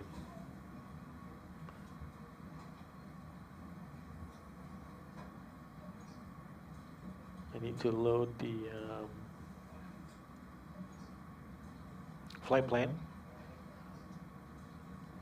for this one. Okay, so we can actually view it, and yeah, so you can view it without opening it, which is great. So now we just have to file it.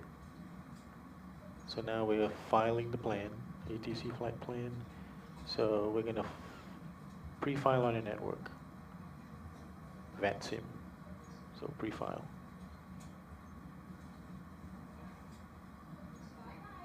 Oh crap.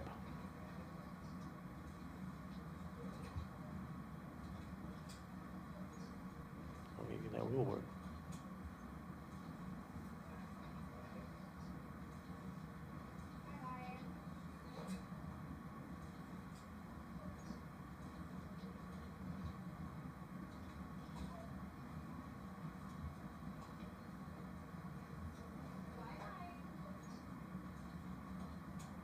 Okay, here it is.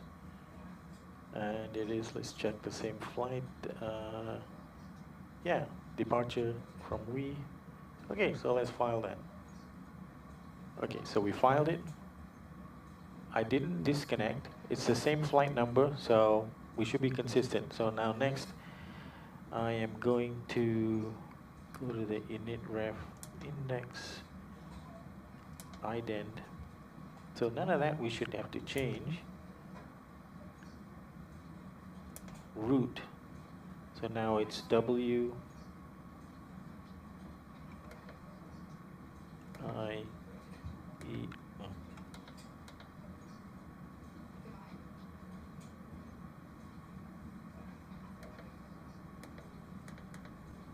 We, and now the company route we select from SimBrief, so it should be we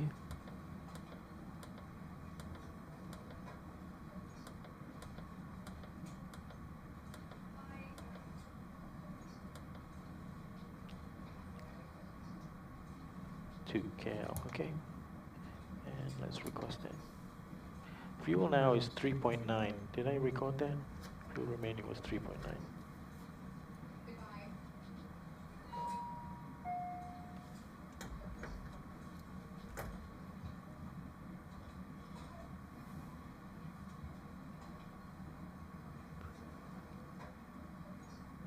can load the return flight on my iPad. So we've got that. And I'm loading my new flight plan. So the flight number should be same flight number, MAS 838. And our departure we're expecting, and we'll check it with the weather. This plan says flight 15. Let's check the weather. Airports.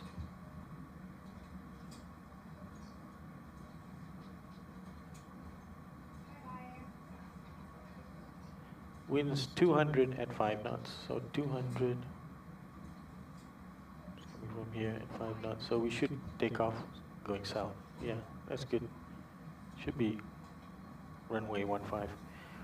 So runway 15. I'm going to activate and execute. So that's set up for runway 15 and OSNIP 1 Echo departure.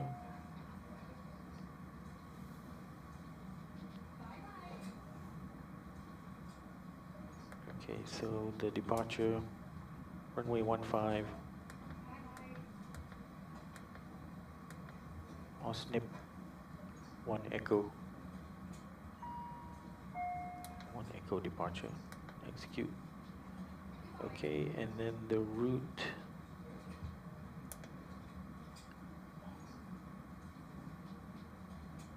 Sorry.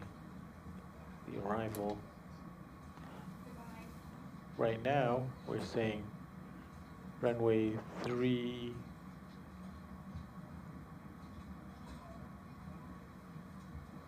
Okay, let's look at that. Airport, Kuala Lumpur, weather. MEDAR is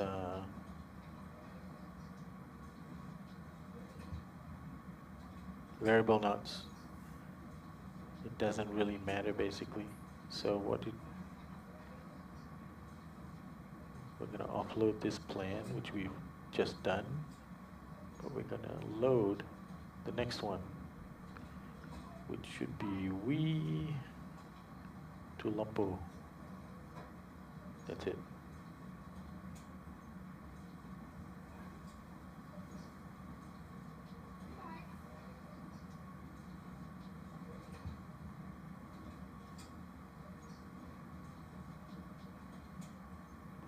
This says flight level 330. It's more reasonable, I think.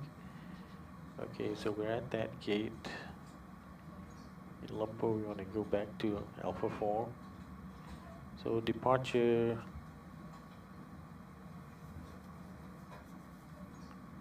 What did we say?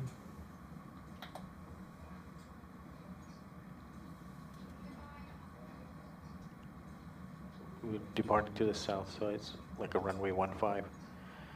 So for runway 15, OSNIS 1 Echo.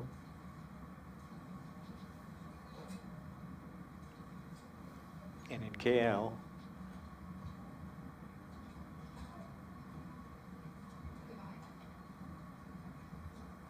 okay, we'll do 32 left.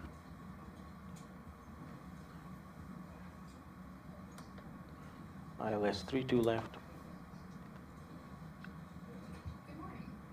with a Salak 1 Golf.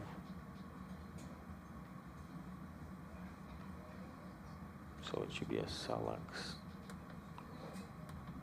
Oh, we don't have. All right, in that case, we're gonna do a change runway. There's like no difference in the wind. So we'll do runway 14 left, Iguri, and I know that will work. Let's erase that. Runway 14 left.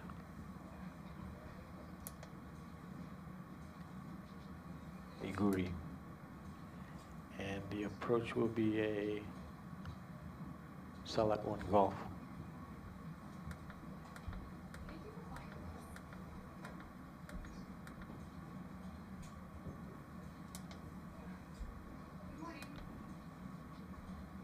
Field loading is completed.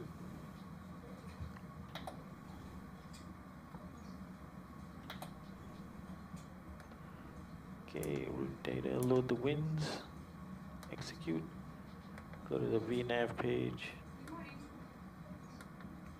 look at the forecast and accept it. And also what we want is we want to request the replacement flight plan.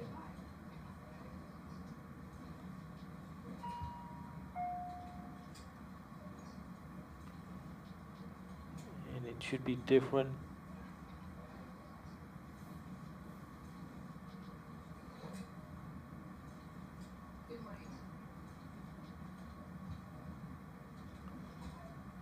According to this plan,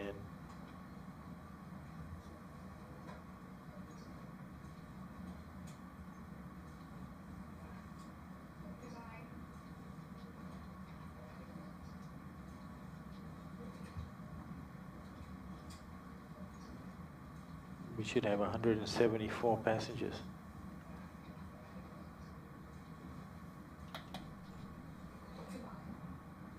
But that is not showing that. Let's just check. Landing weight 65.4.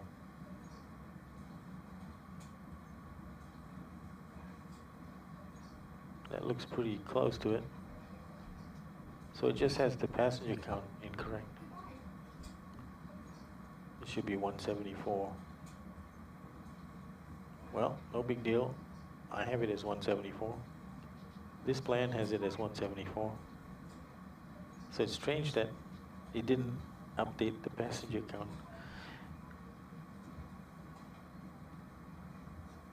Okay, so what I'm doing now is I'm going to go through the flight plan at a range of about 40 nautical miles and step through it.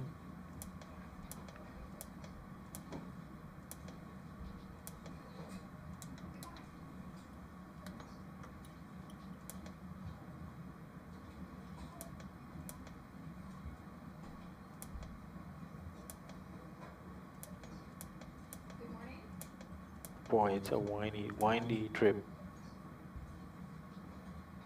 Definitely a windy trip. We're going to cut some of that out over the top. But it's basically we're going around the back of the airfield and then coming back to runway 14 left.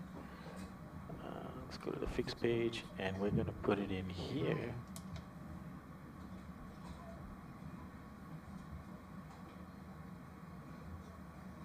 Okay. Did we do a ident? Position in it? Route?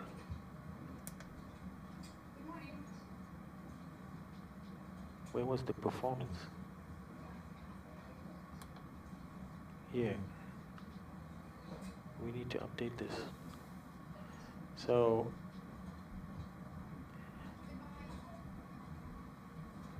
.1 should be in reserve. And cruise winds.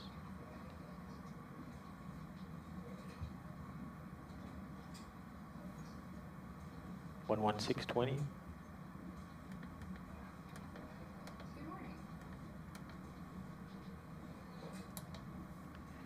Outside temperature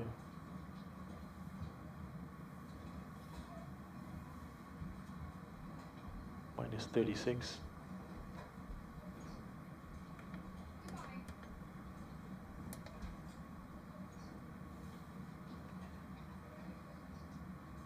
Okay, cruise altitude. We should probably fix that. Flight level 330.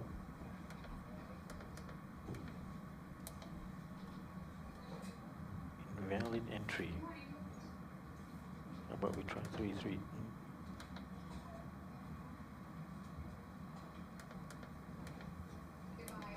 There we go. N1 limit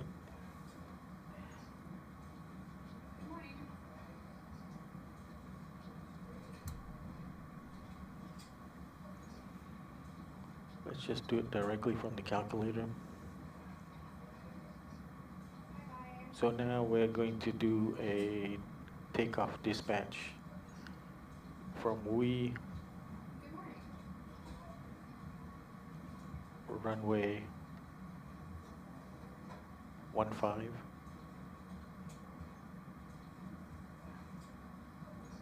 and 1009er. It's the QNH now.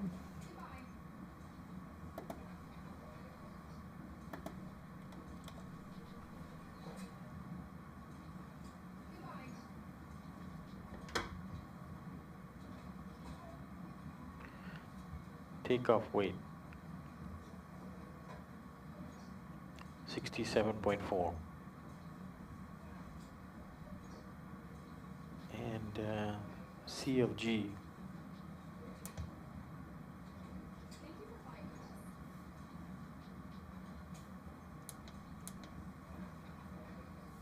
14.8.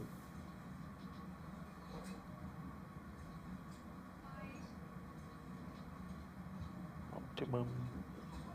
Calculate.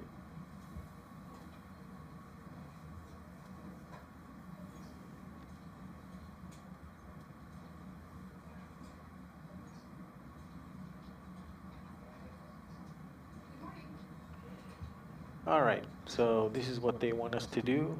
Derate it, double derate. So let's go back to, oh, okay, we accept. We go to double derate, assume temperature 32, and takeoff will be 139.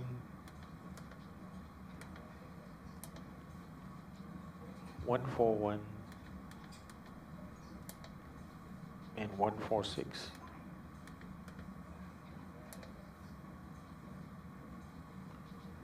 So we can set the 146.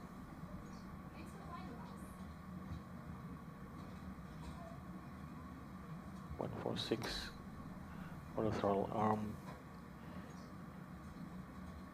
And if we're taking off runway 15,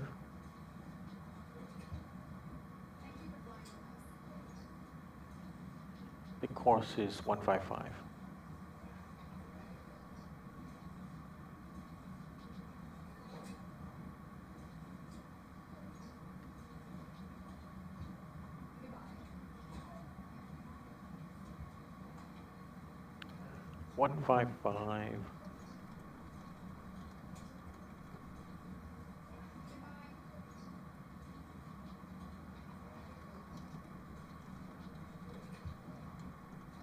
See, if we went straight ahead, you can see the mountains. Of course, we're not going straight ahead. 155 and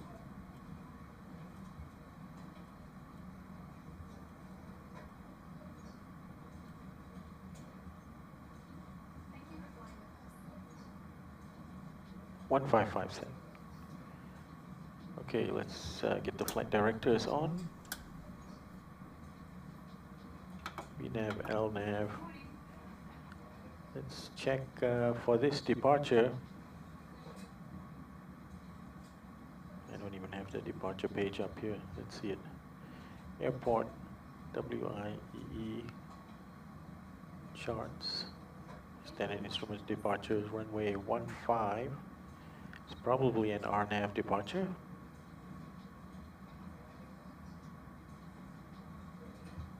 It is.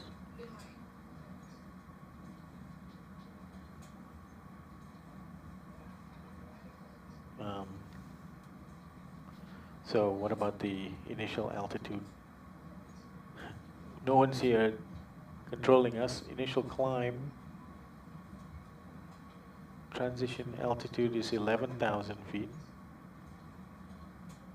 Actually, we can also fix that. Transition alt It's 11,000.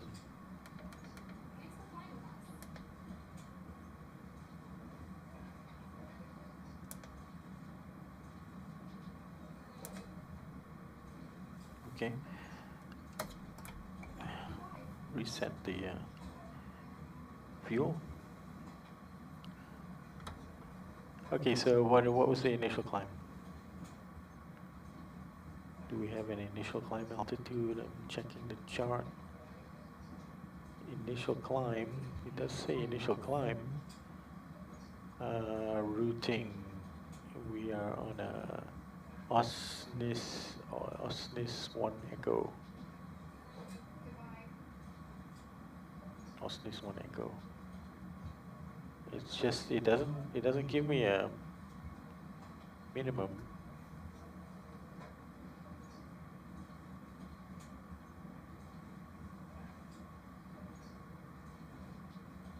Well, there is a 9,000 mentioned there, so let's just do 9,000, but we're gonna increase it.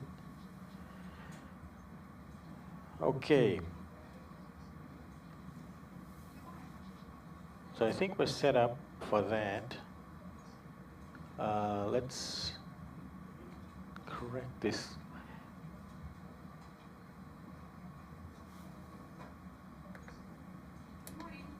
Sorry, we were setting up for, hang on, we were, arrivals. We're setting up for ILS runway 14, so let's fix that on the flight plan. ILS 14.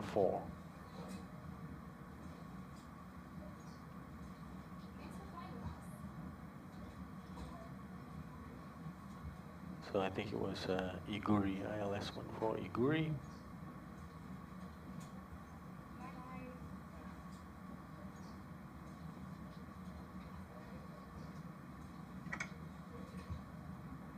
Okay, so now we're doing the same thing on both sides.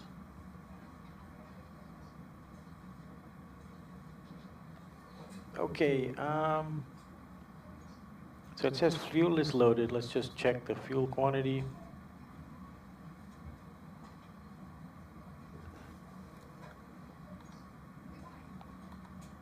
It takes forever to get these people out of here.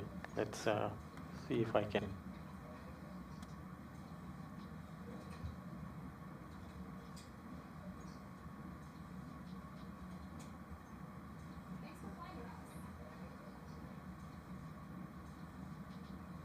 Let's just reset position. Okay, and now we can request boarding. Request boarding. Boarding requested. Let's use Lion Airlines.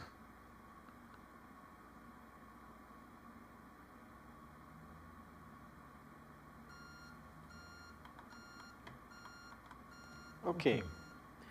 And I wanted to see the fuel quantity, 6.2, is that mapping up? And it says required 6, so yeah, that's gonna be fine. Okay, I think we're all set. We already did the fuel flow reset.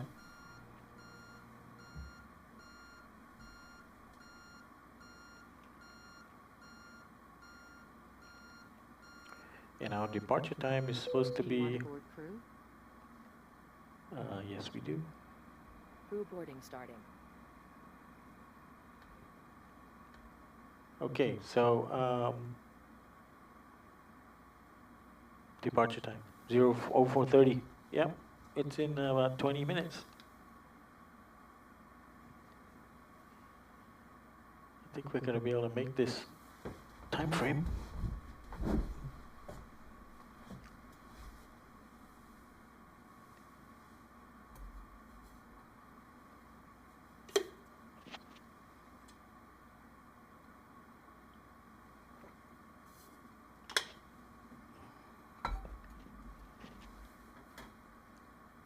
Okay, guys. I'm just gonna get up for a bio break right now. Where are my passengers?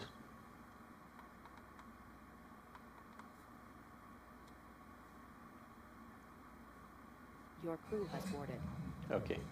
Passengers boarding starting. All right, so here's the sound of passengers boarding, and I will be right back.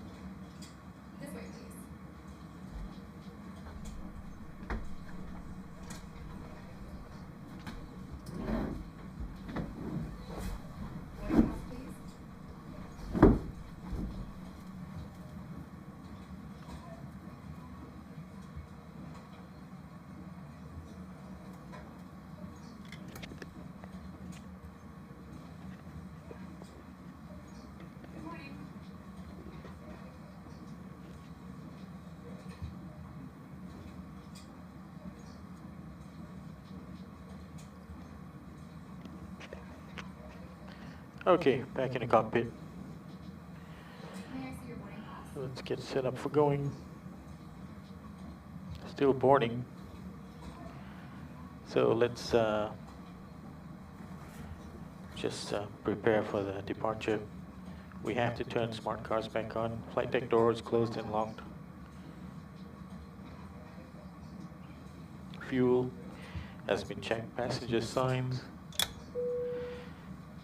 Make sure they sit down once they sit.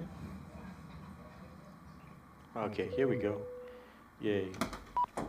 Passengers are loaded. So let's close the doors. I know.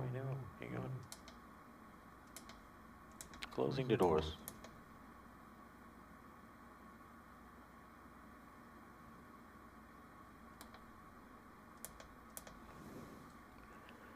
Okay, door indications are off.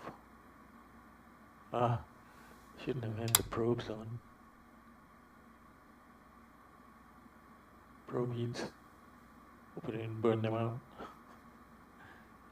Okay, let's carry on. Passenger signs on, windows locked, MCP set. Takeoff speeds set. CD pre-flight completed. Trim. I don't think we set our trim. And trim should be 7.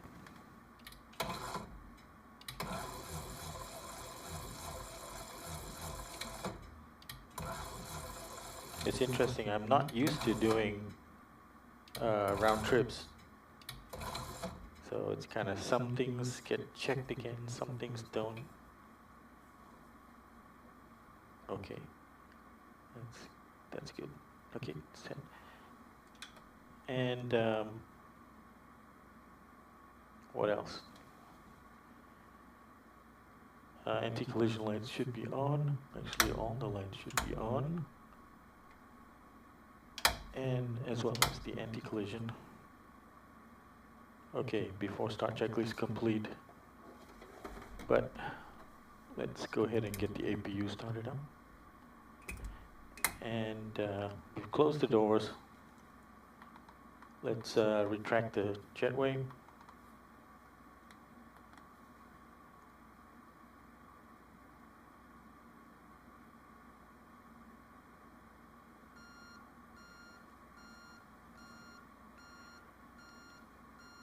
Okay,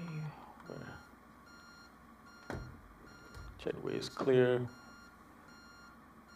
APU is starting up. Let's, as soon as that comes on, I guess we need to give the 2-minute.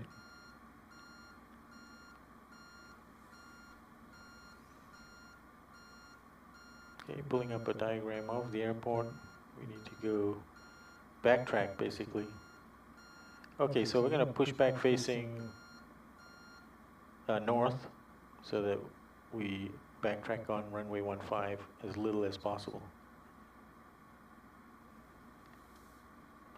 Okay, APU is on, and let's give that 2 minutes.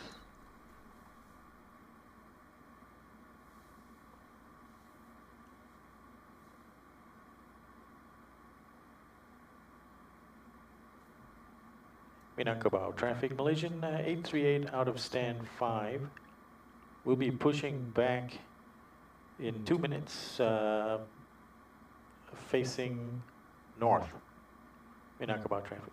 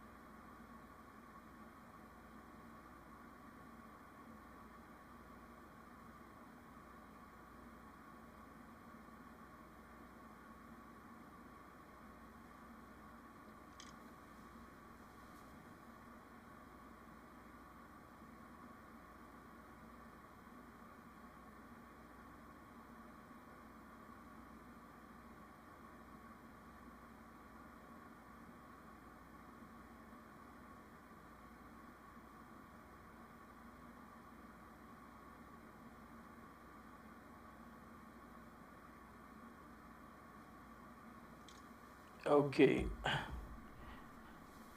2 minutes is up.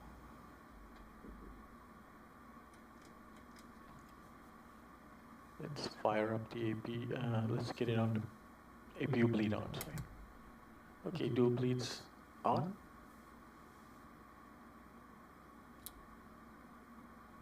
APU is providing power.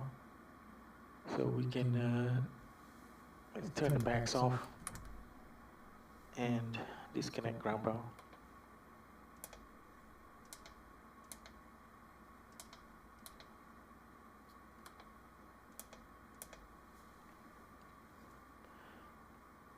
Okay.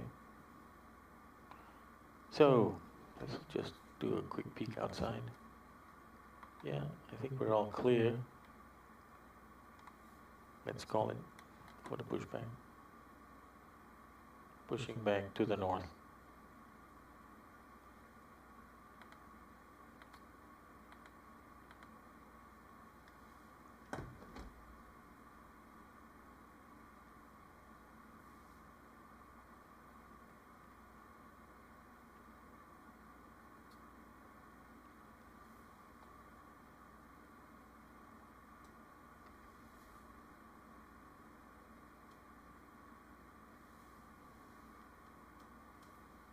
Hello, Captain. We are ready for pushback. Roger, we are ready too.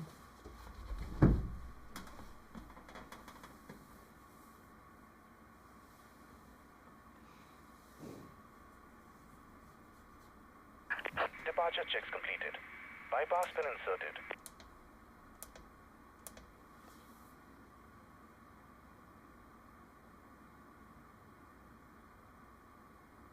Oh, we should document this, right? So it's we to KK pushback, Locking here. take off, land, park.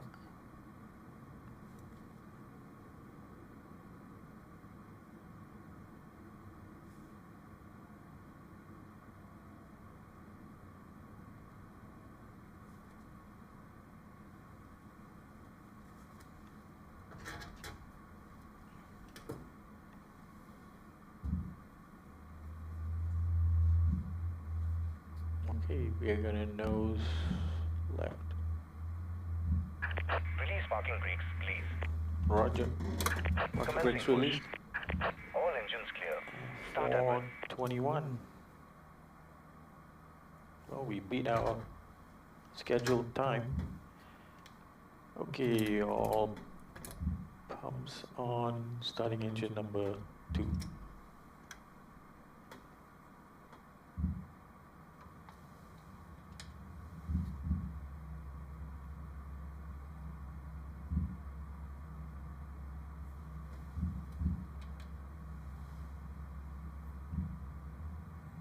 Motoring. Technically, it should take longer for motoring now that the engine was hot. Usually the motoring will last longer with a hot engine than with a cold engine. So we had a cold engine from KL, we got a hot engine now, but seems to be the same time.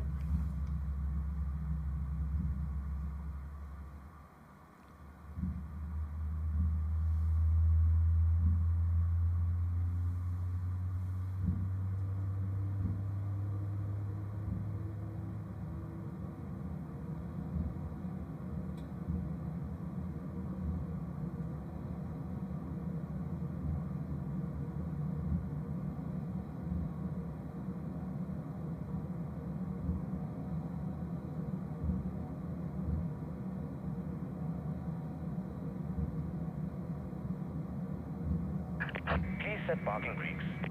Parking brake Locking set. here.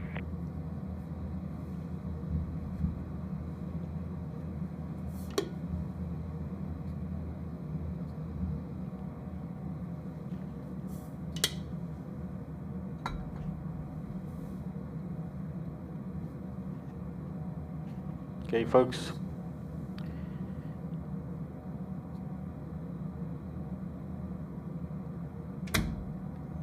Okay, engine number 2 started, engine number 1 starting.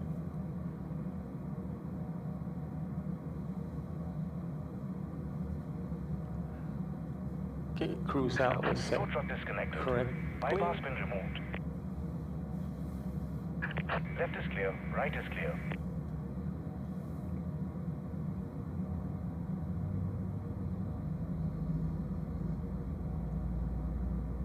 Okay, motoring 21%.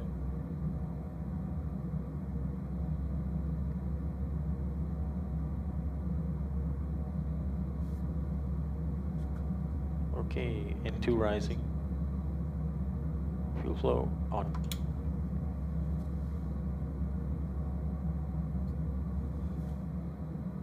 Thank you. All right, Engine temps spooling up, N1 are live and rising.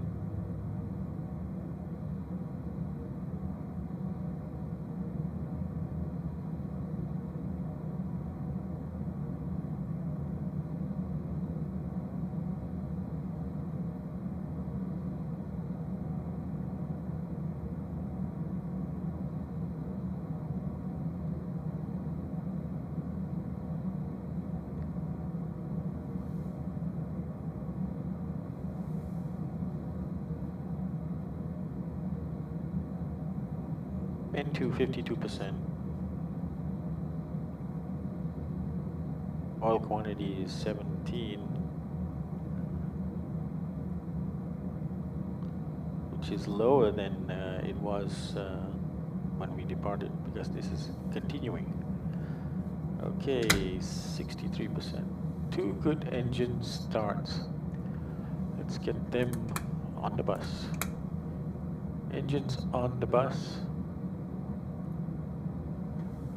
Let's get the packs back on, and we can turn the APU bleed off. Very nice. Turn the APU off.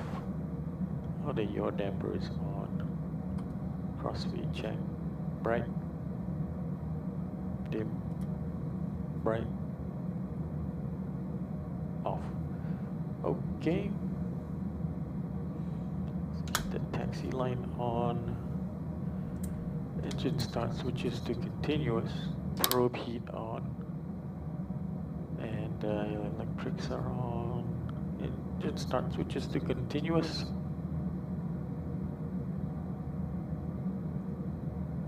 All of that looks good. Landing altitude in Kuala Lumpur.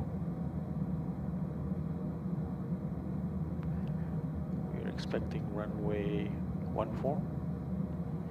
Runway 14, elevation 54 feet. Let's crank that up, 250. Okay, set. Okay, flaps 5.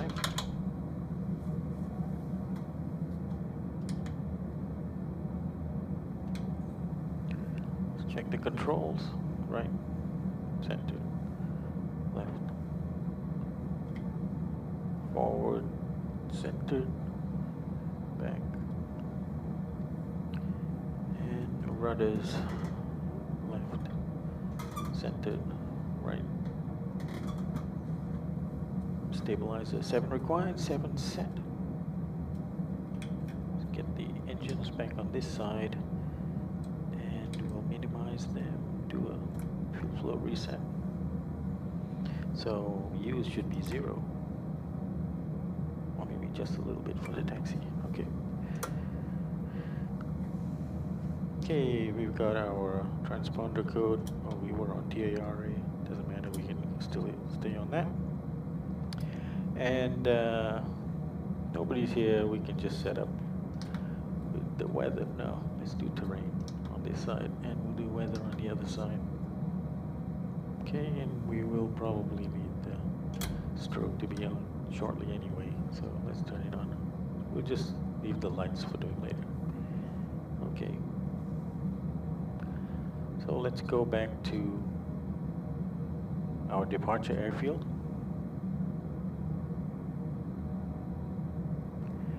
Minangkabau traffic. Malaysian 838 is now shortly going to be taxiing to holding point runway 15 via the apron to taxiway Alpha. Then we'll make a right turn onto the runway, backtracking runway 15, and then we will turn and hold at holding point runway 15. Minangkabau traffic.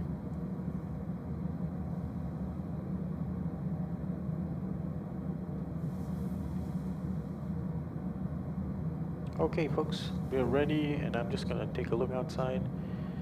VATScope, absolutely nobody around. Everybody's got a life during the day in Malaysia. Okay, we're good. So let's go ahead and release the parking brakes. start our taxi.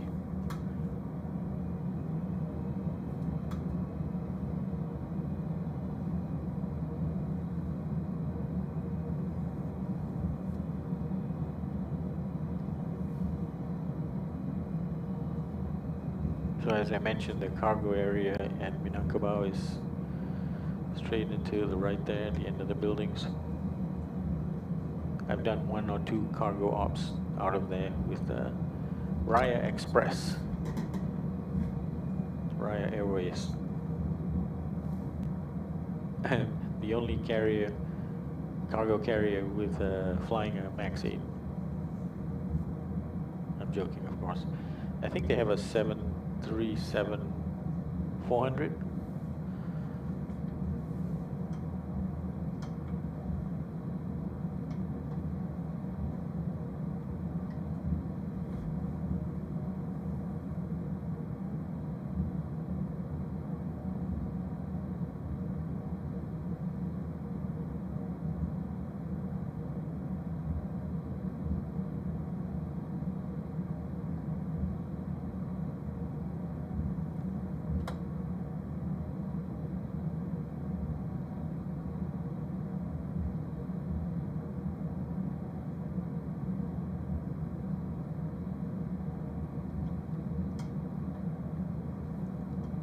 Just double check the QNH here.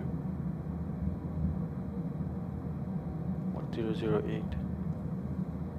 Okay, that changed a bit. 1008.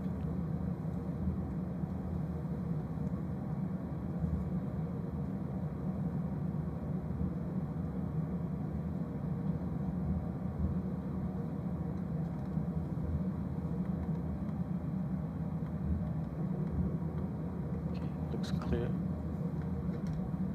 Minangkabau traffic. Malaysian Approaching. 838 is Five. going to be backtracking runway 15, entering the runway now. Minangkabau traffic.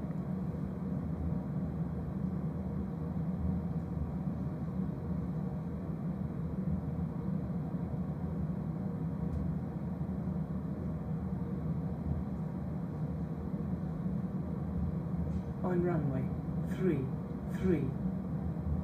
Caution, short runway, short runway.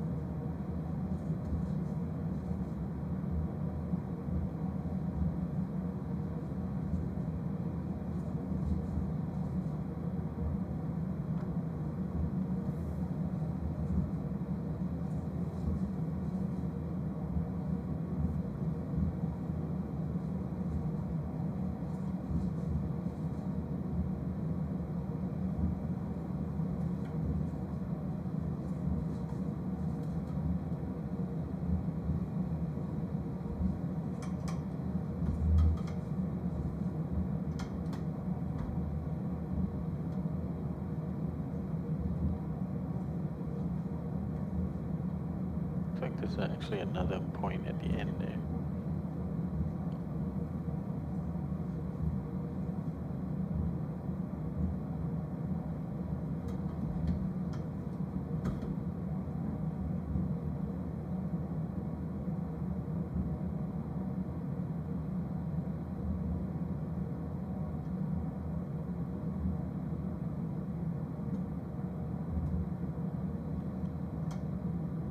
Okay, let's get our lights on before takeoff checklist. Flaps are set at 5 and trim 7 units required, 7 units set.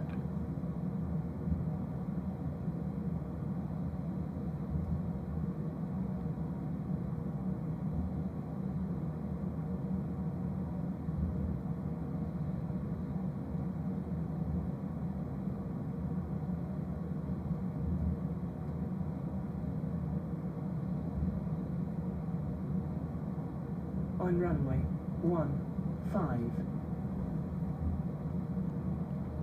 Minangkabau traffic, Malaysian 838 now departing runway 15 on a Osnis 1 Echo departure for Kuala Lumpur.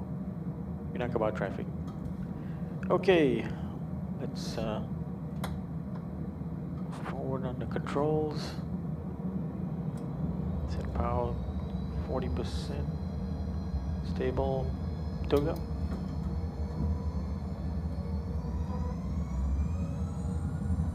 And we're on our way, folks.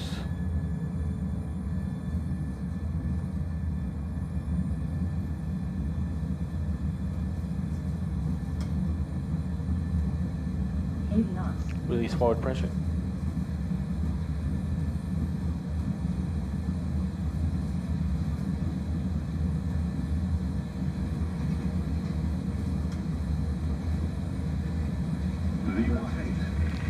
Rotate.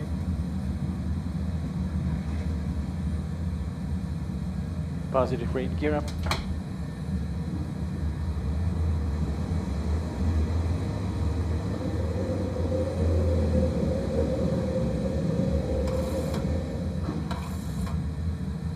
Flaps 1.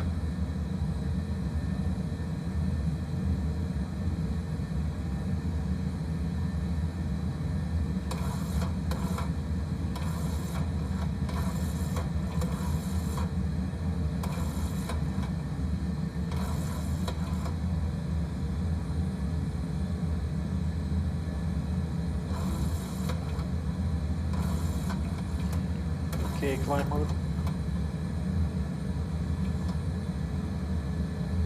And flaps up.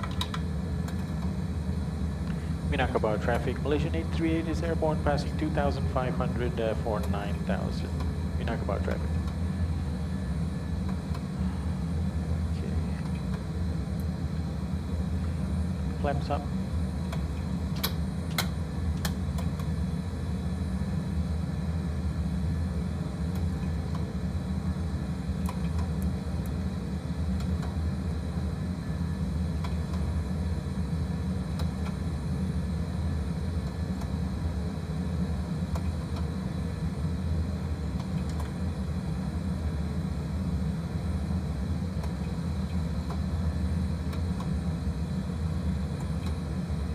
Okay, let's continue our climb to flight level 190.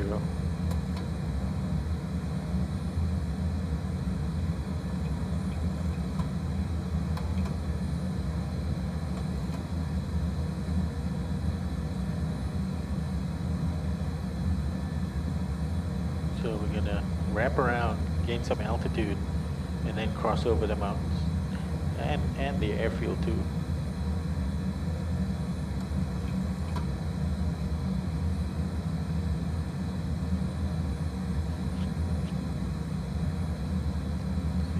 Do a fuel check at Bedla.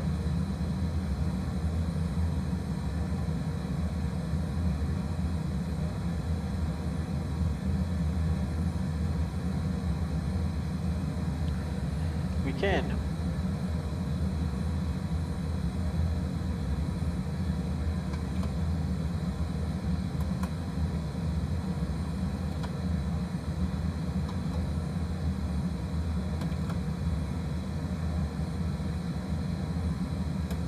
Bedla 3 minutes.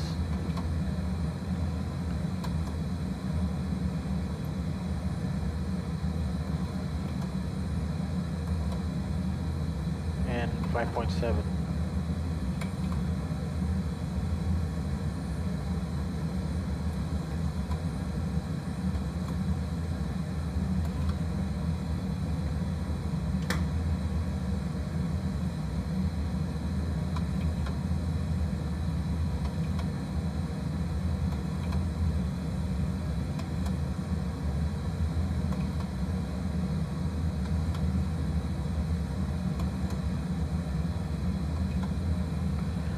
We're going to do the loop-de-loop. We're now facing west out to sea. And we're going to do the loop-de-loop and then come back in over the airport and then across the mountain range.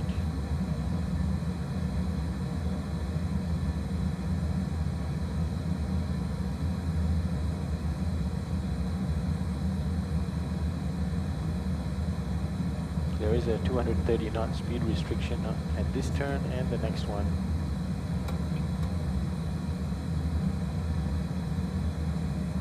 So let's continue our climb to our cruise, which is 330.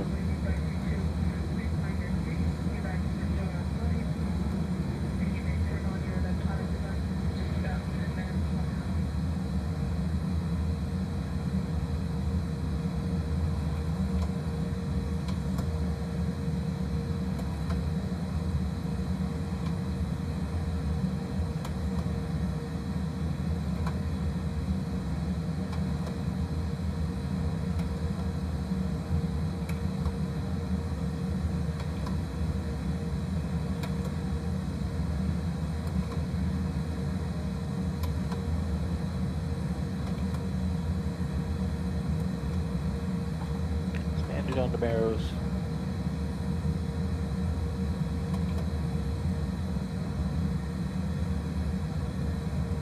Now you can see where we're gonna go back over the airfield.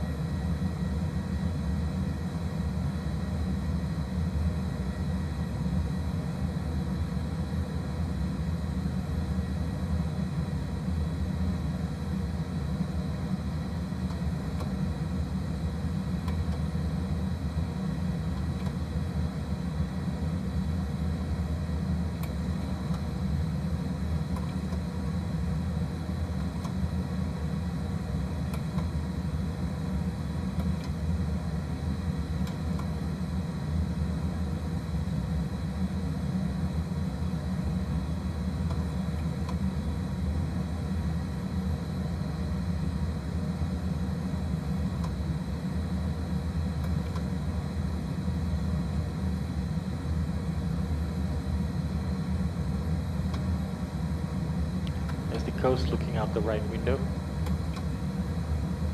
Through the clouds you can see it, not very well though. And if we look, well, still turning this way. Straight ahead, the mountain ranges comfortably below us.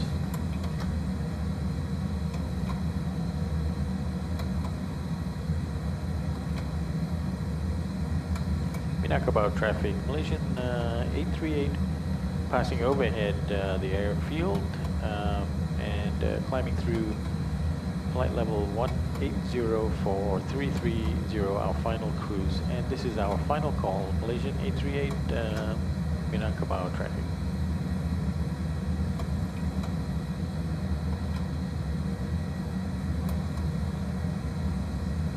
Still so much talking to be done, even though there's nobody to talk to.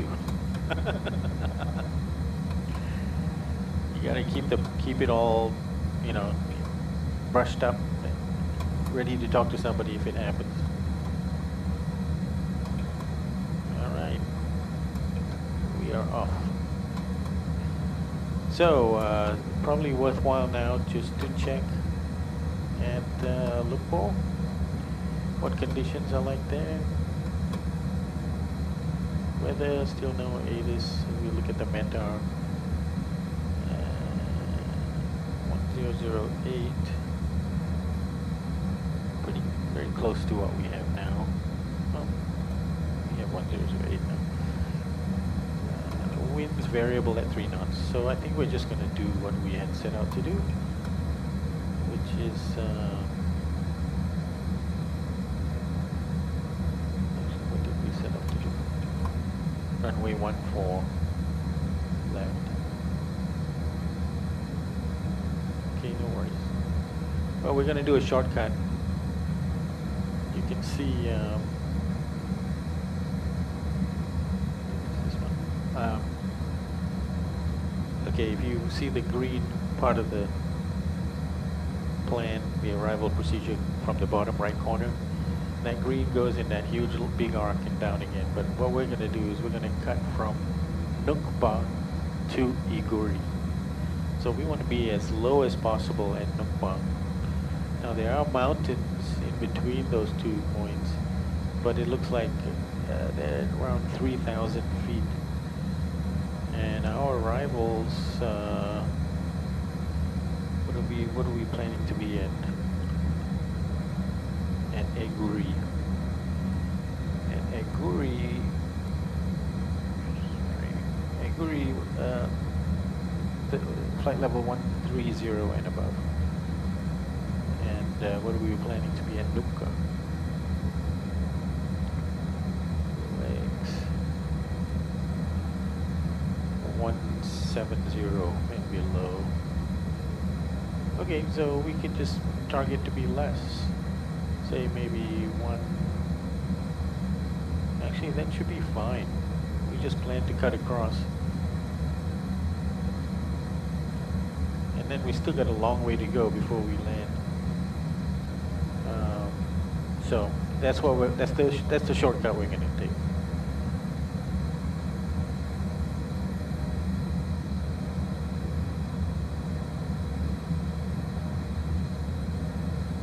Okay, we'll do another fuel check at Osnis.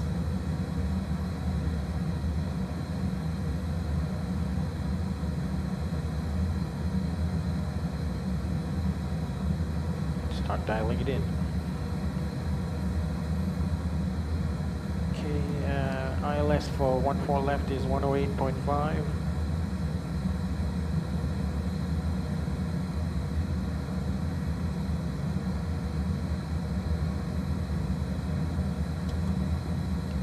Course should be 146.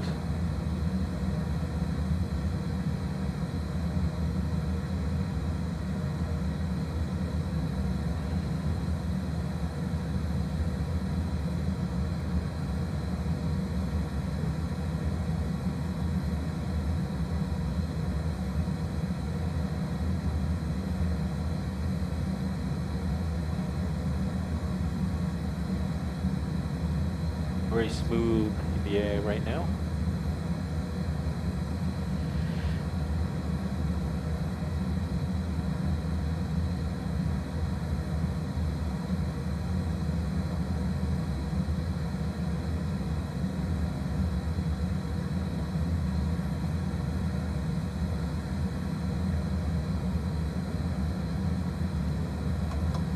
Okay, so Osnis was 5.2.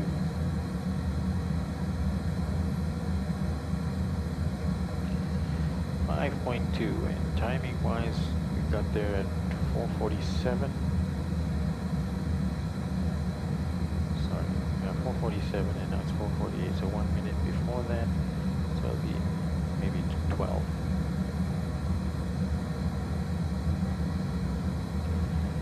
Alright, so let's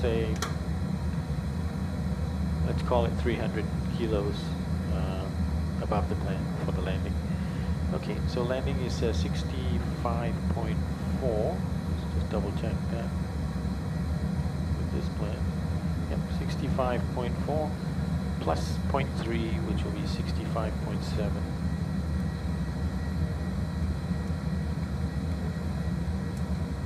Okay, and we say flaps 30, rudder brakes 3. And now we will do landing en route calculation for WMKK, runway 14 left.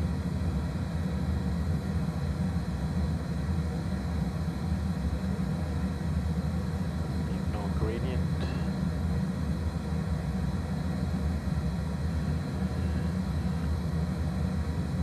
Let's do a calculate.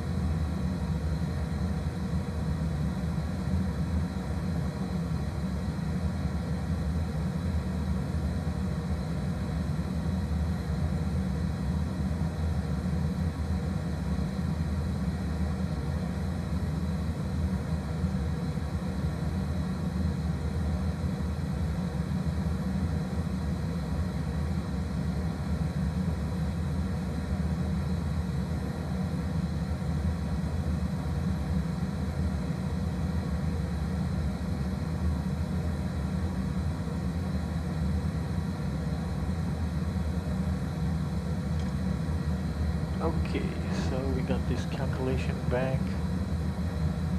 Runway graphic. Okay, let's figure out where we want to vacate. If we did auto brakes 3, we could make Alpha 7.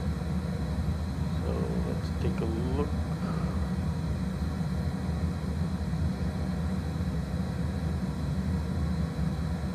Yeah, it would be nice to make Alpha 7 actually. That would be perfect for us. Okay, so we'll do auto brakes 3 and Alpha 7.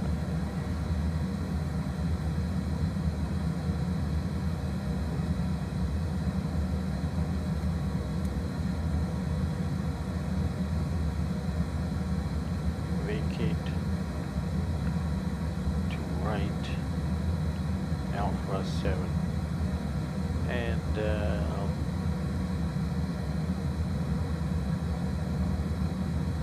so look, ILS runway 14 left. Intercept is 4,500 feet.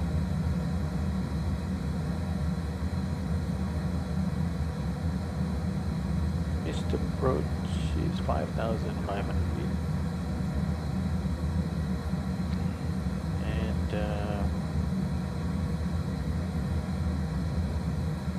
minimums.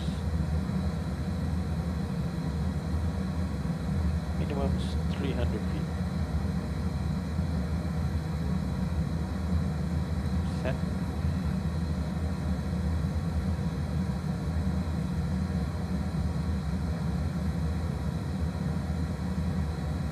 Okay, we walked through what we were going to cut out of the arrivals, but we're going to do the full approach, going up and then back again.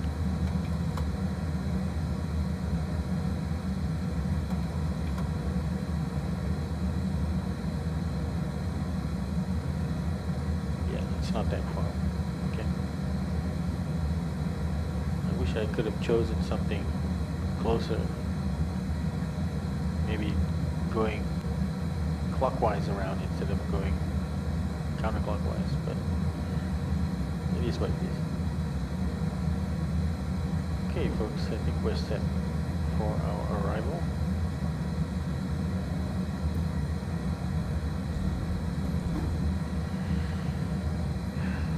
Approaching our top of climb.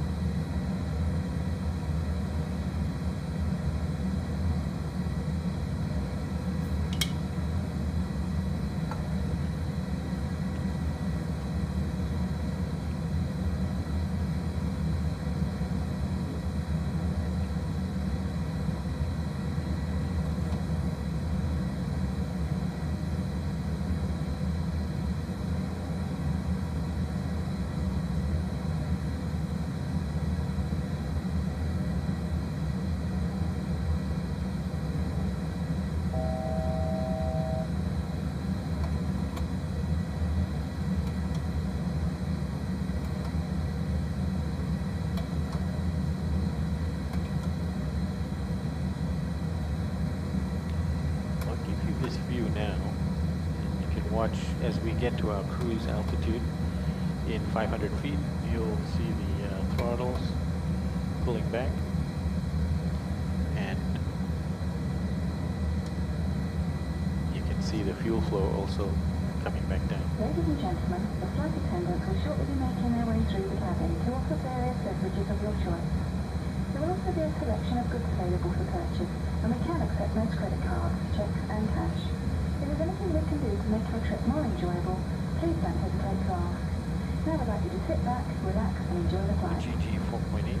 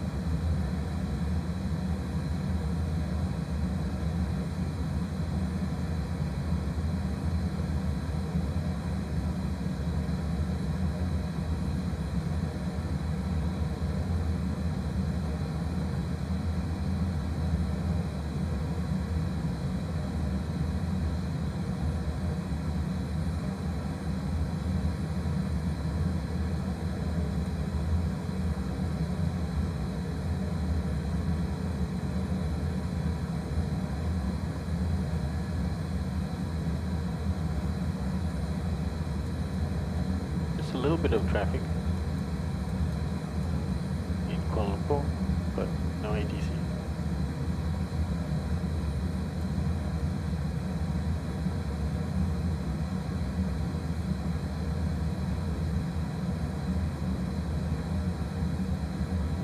We're coming up to Pekanbaru. Crossed over, about an hour and a half ago.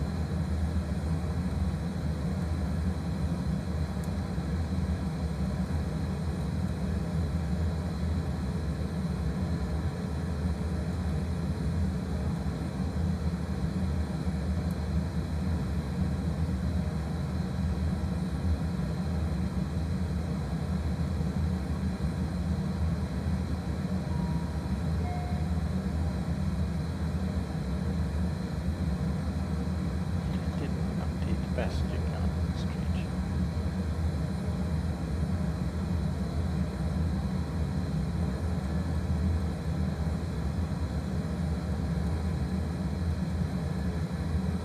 Okay.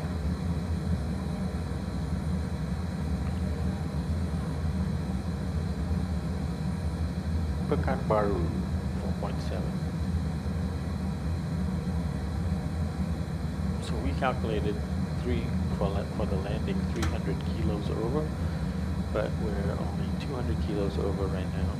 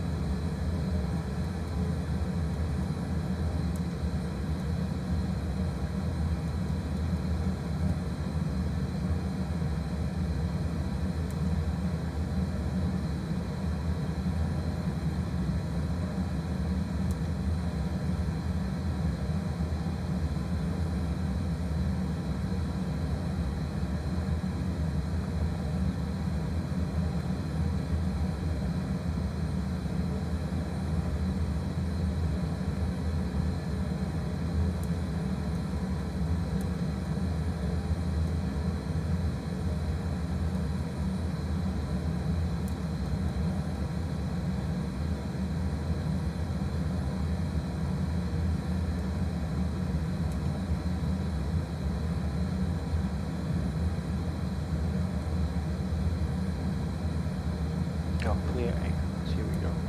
Okay, now I'm gonna try and load it again. See if I get the proper plan.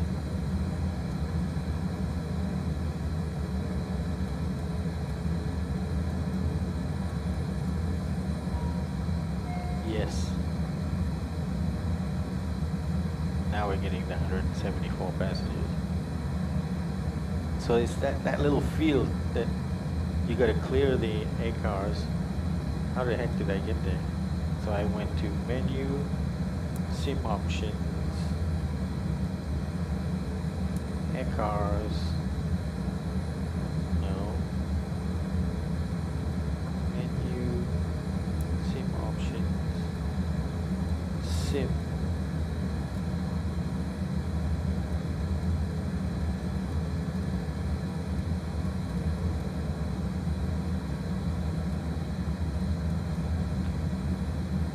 Oh, clear A cars. That's what I did.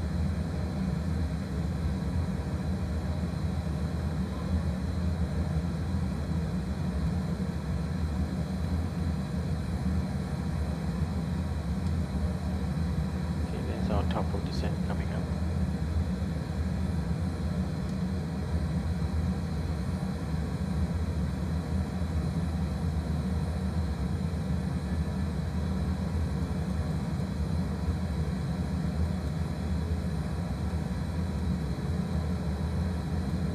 So let's go down to flight level 220.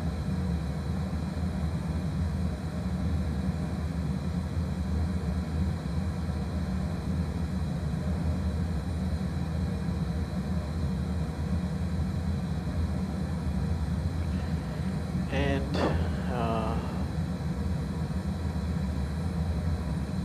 there's this crazy jog here, and I'm gonna get some clearance to go direct to scrub that other waypoint. What is it? What is the waypoint there that's going to first? I don't know why it's there. Let's check it on the flight plan. Yeah, it's Salaks and then it's KK 801.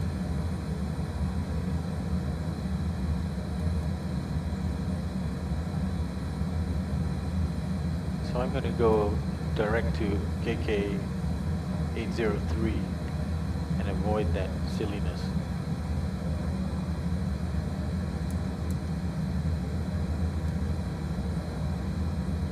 There we go.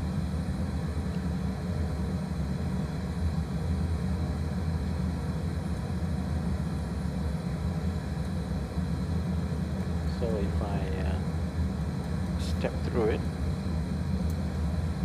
on the plan on a 40-mile range,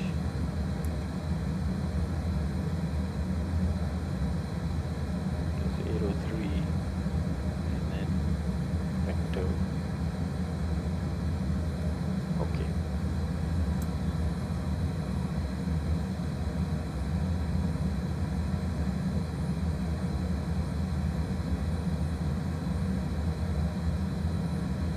Actually go down to 17,000 and let's double check the transition altitude. Pick the arrivals. Transition level, flight level 130. So go to VNAV and forecast 130.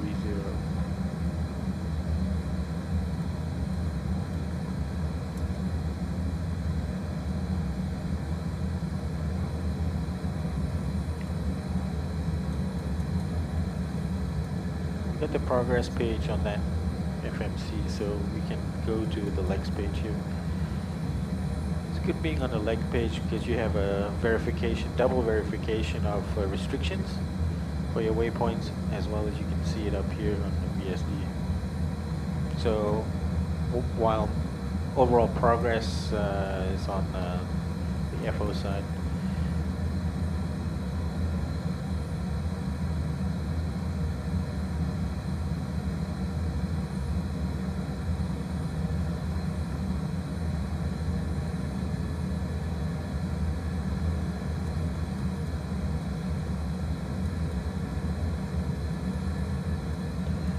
Right, folks, get ready to cross Pulau Rupat.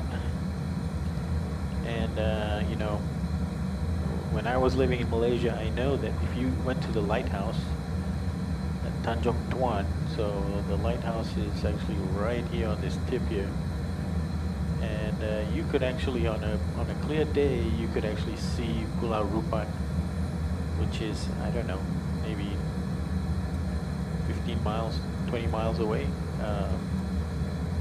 and so. And from Port Dickson, there is actually a ferry from Port Dickson here that goes high-speed ferry. I don't know how high-speed it is. That goes to Rupat, but actually it's Dumai, so it's on the other side of Rupat, the inland side of Rupat, and that's a popularly traversed route by ferry. I've never done it. I think that would be something cool to do.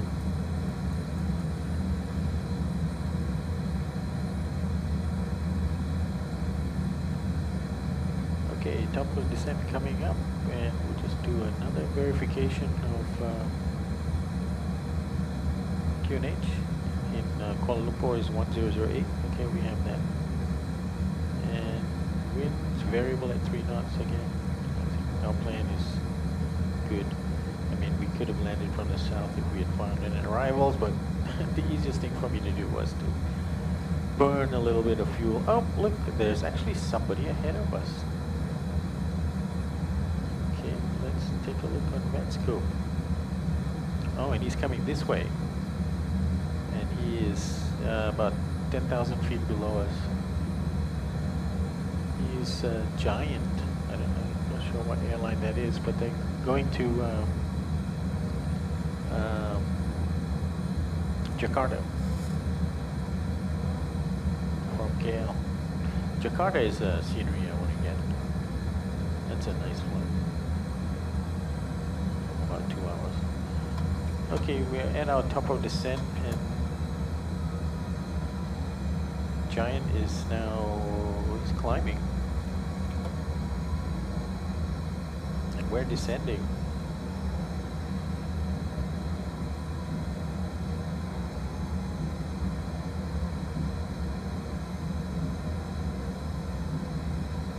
Let's see if we see. Okay. Descent checklist. Pressurization, landing altitude has been set. Recall. Oh man, we got that anti-ice thing again. What the heck? I just don't know what to say about that.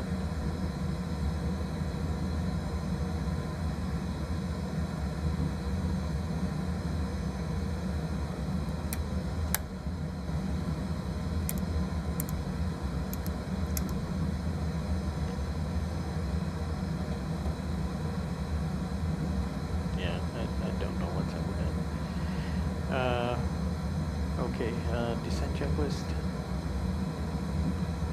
Okay, we've got a landing speed, flaps 30, 146, plus 5, 151, and approach briefing has been completed. Landing check, descent checklist complete. Okay, Giant is now 3,000 feet below us. He's climbing up real quick. Oh, there he is, I see him. Oh my. So at the point where he crossed us, he was going, he's just 2,000 feet below us, but he's climbing. That's the scary part.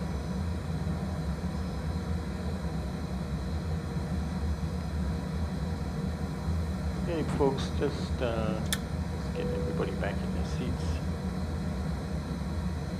And I want to put weather on this side now. Terrain is not interesting. Where we're going.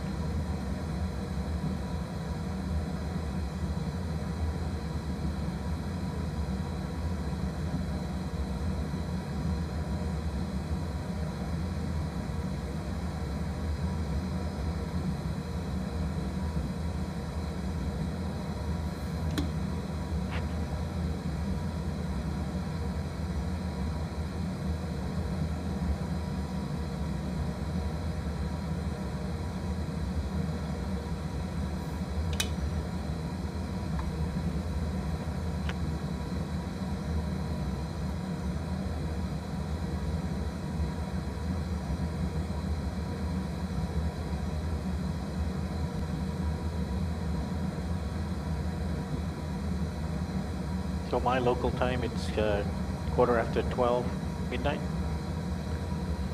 and it's quarter after 1 in the afternoon Malaysia time on Monday. I'm quarter after midnight Sunday night.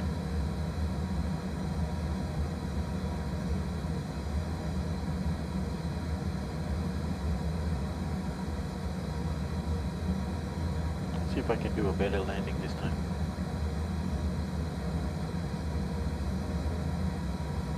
You know what? I don't think I started the smart cars again.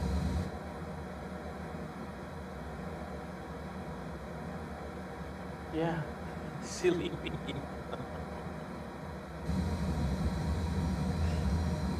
Oh man.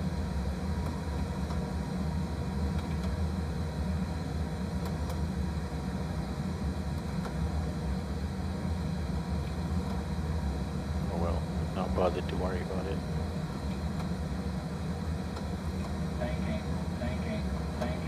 What's going on here? I was having trouble with that turn, the sim.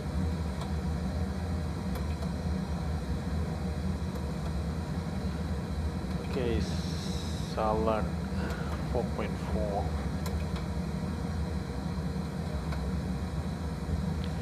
Okay, now it's up to 4.4.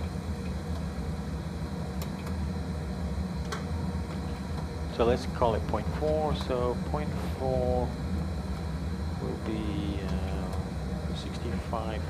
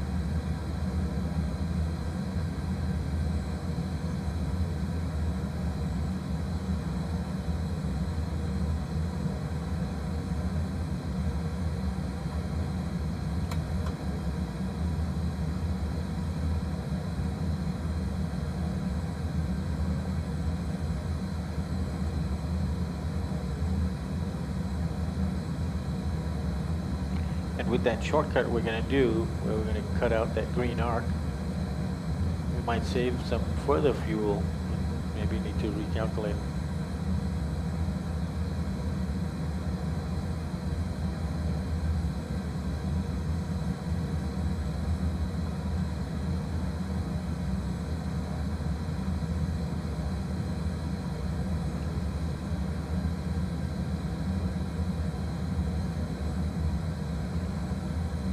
So that's Melaka airfield there.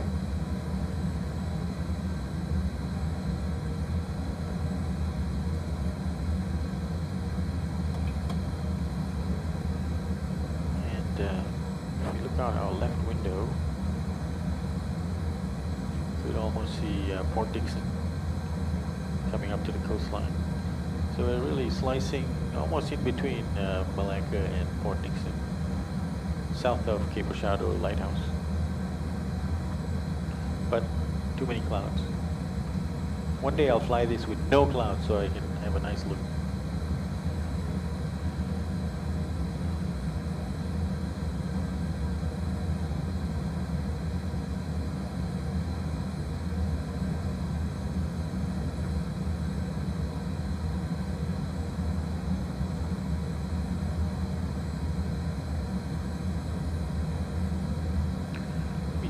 there's any flyers in the area. Nobody. We'll just call it Lumpur traffic.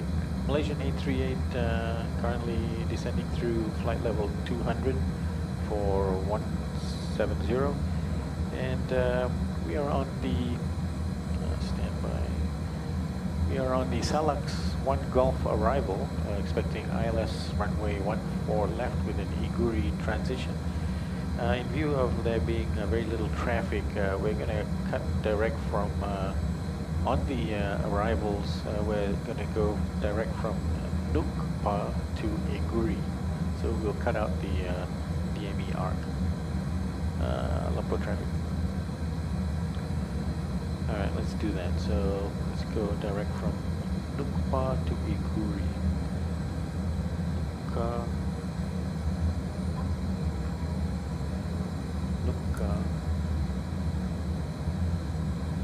Whoops.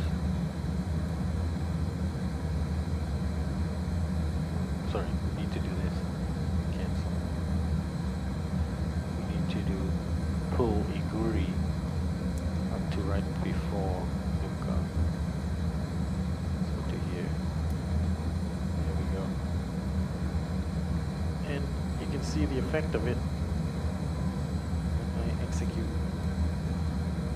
There's that straight bit now.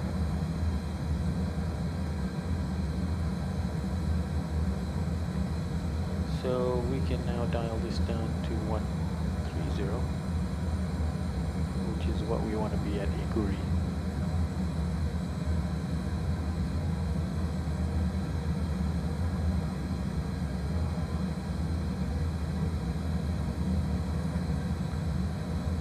So the airfield should be to our left.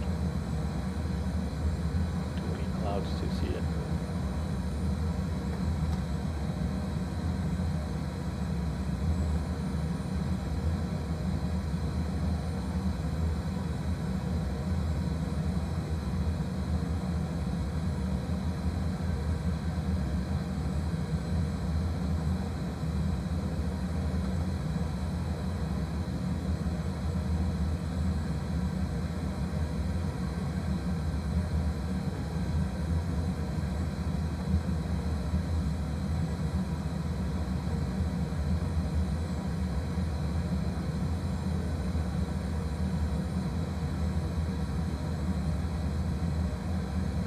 Estimated time of arrival is 5:46 Zulu.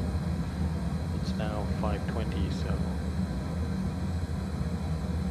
26 minutes we should be on the ground.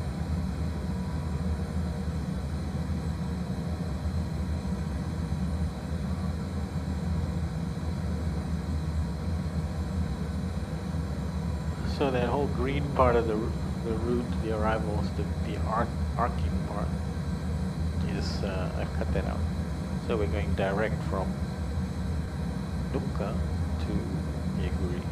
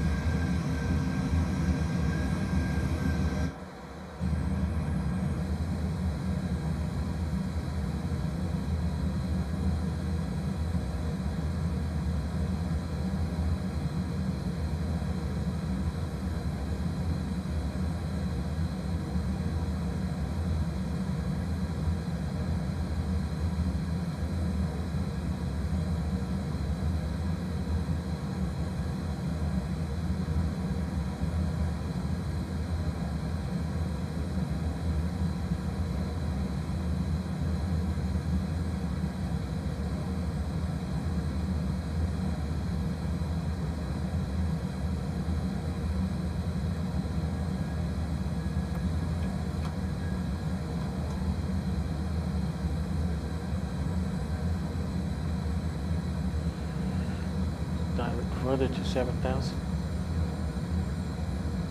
knowing that we're not going to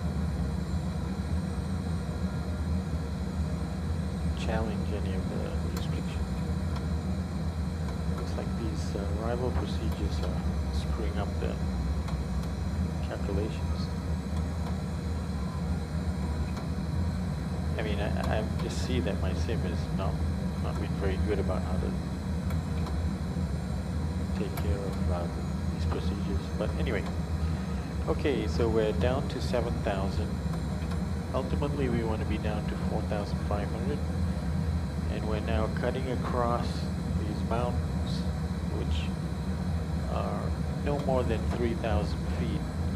So, although it looks close-ish, it's not a problem. Do we have terrain on this side? Let's do terrain. The weather on that side. Yeah, it's just green. Not a problem.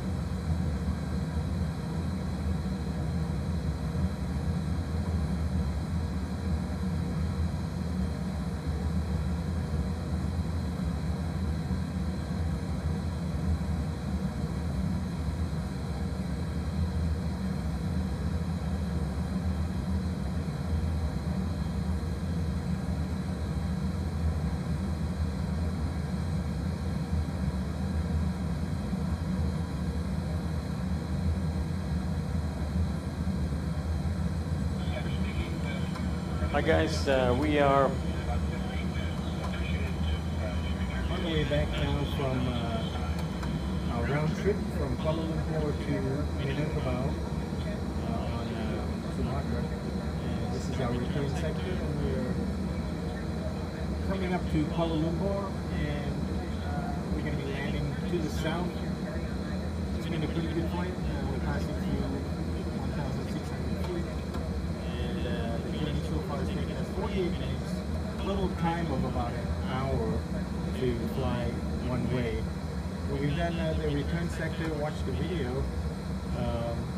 It was probably worth it covering there and back and the setup procedures for the return flight in the FMC we did as well. So all indications are looking pretty good, and we should be on the ground in a few minutes. Ciao for now.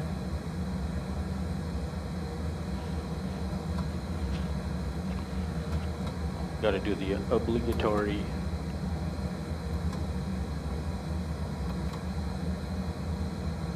video.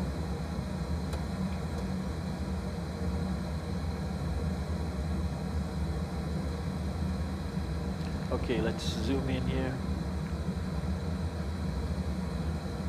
Lumpur traffic, Malaysian 838 descending through flight level 157, and we are inbound waypoint Iguri, 6 miles.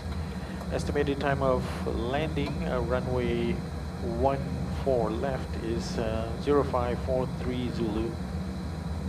So coming up in about 17 minutes.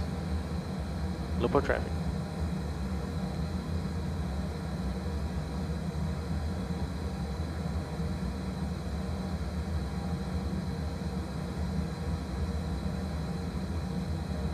Coming up to a decel point now. And we'll do a fuel check at Iguri. I'm expecting we probably have saved more fuel than previous. So it's looking like 4.1. Let's go to Iguri. It's way down here.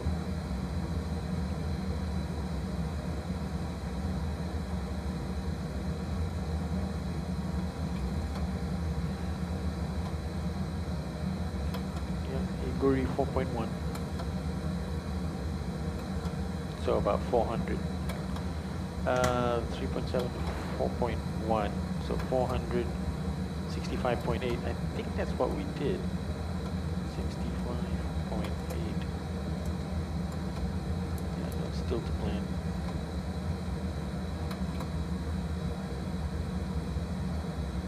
Okay, and there's the airfield straight ahead.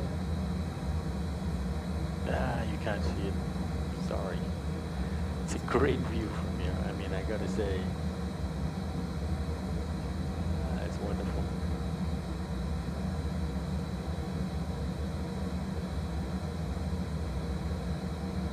Should have done my little phone video with a shot of that.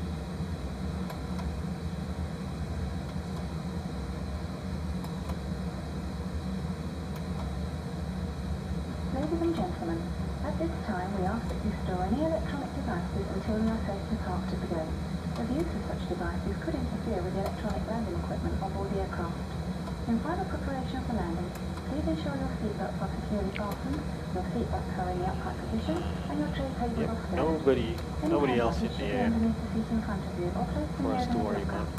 The flight attendants will be passing through Now we the just cabin gotta do one this last little time loop, to complete their final compliance back check in and and to collect land. any remaining cups or glasses. Barrows to standard.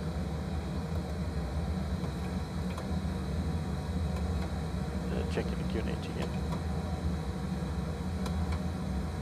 It's 1007 now. 007. Wind is still variable. 3 knots. So we're basically gonna be traveling over Shah Alam, Kuala Lumpur, part of Kuala Lumpur.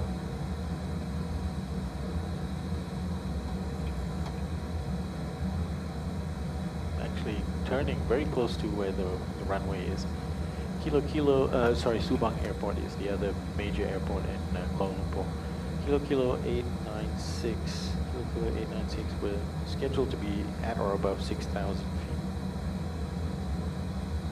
So there's the alternate. I mean, the original main airport in Kuala Lumpur. Actually, not the original. The last original. There was another airport at Sungai Busi where the Havilland Comets flew in way back when, the 50s. Then Subang became the main airport, and now KLIA.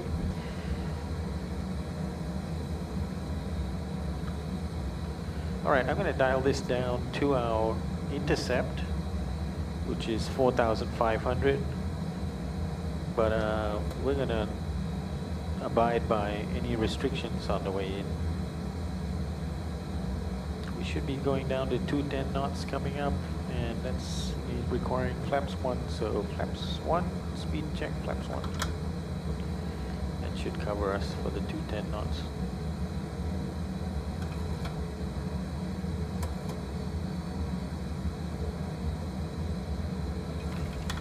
Drag required.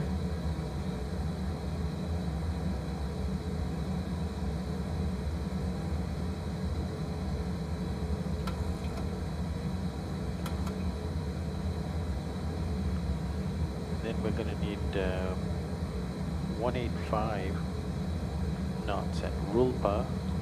So 185 would probably require flaps 5. We're going to go through a decel up there.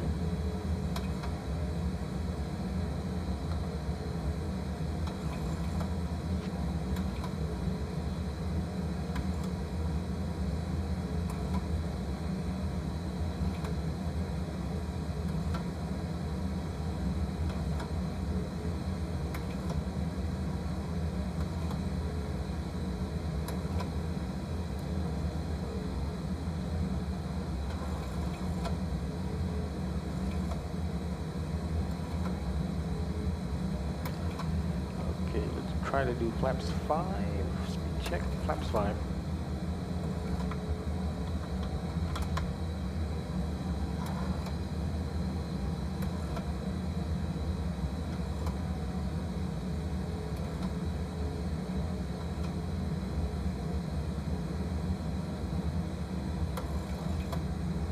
And there is Subang straight ahead. How cool is that? I've watched planes landing there as well. Very cool, straight down there.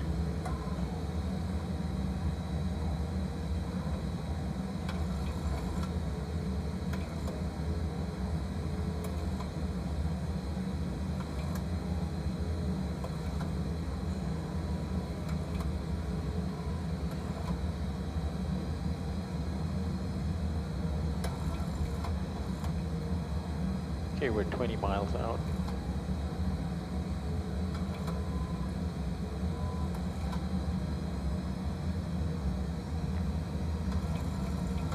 Lumbo traffic, Malaysian 838, left base, runway 14 left, Lumbo traffic.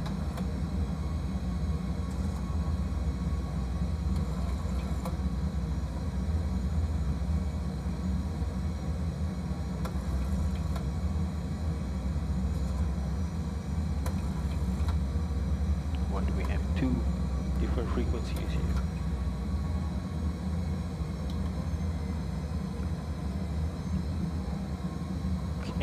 Now we've got it. Okay, let's change our range and let's do approach mode.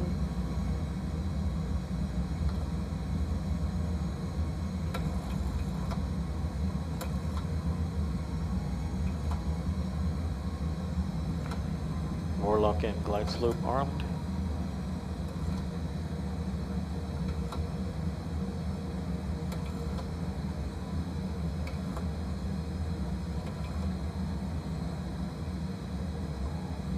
Warlock, localizer captured.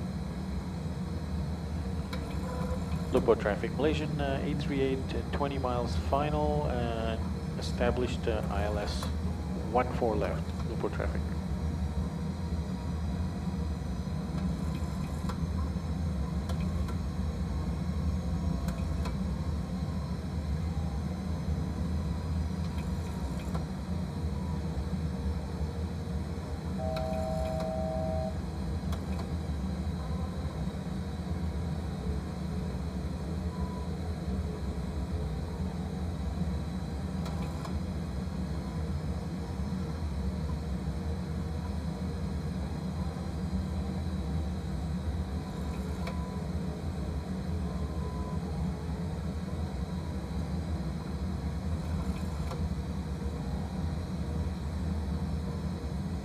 Okay, glide slope captured. Glide slope captured. You can set missed approach to 5,500. Okay, gear down.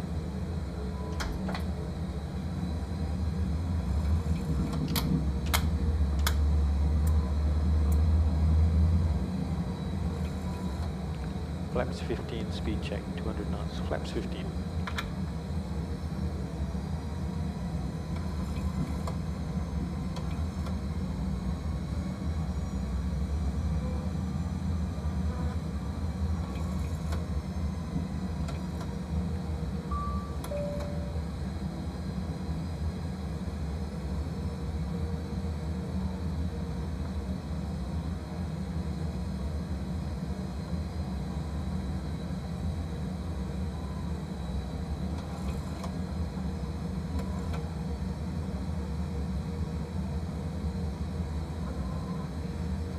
So vacate to the right on Alpha 7 is what we're shooting for.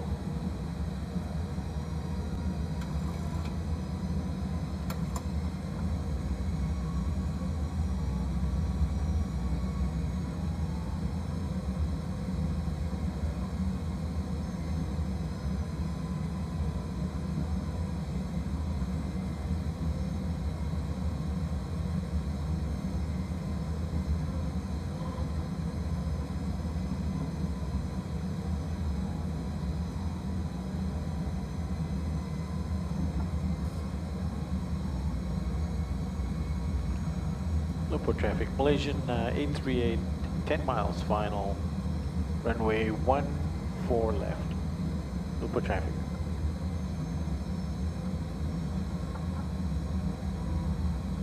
Alright, let's do our final flaps 30, speed check, flaps 30.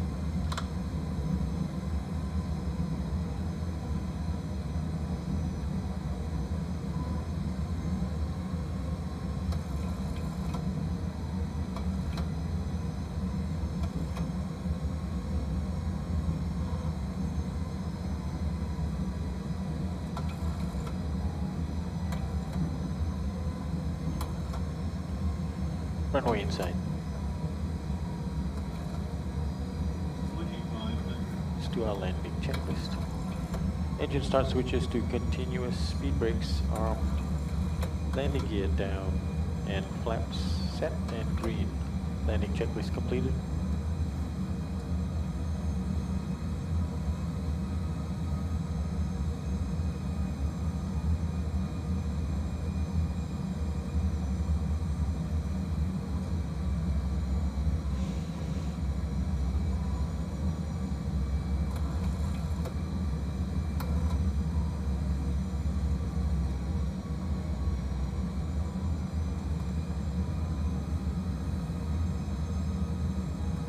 Vacate to the right. Alpha 7 is what we're looking for.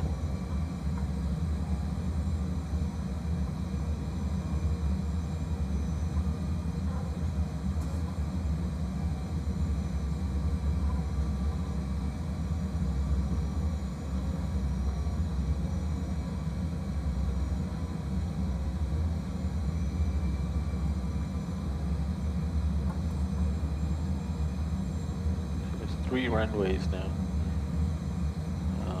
The main terminal is to the right of this runway, and in between this one and the center one, and then it's KLIA2, the low-cost terminal, is to the right.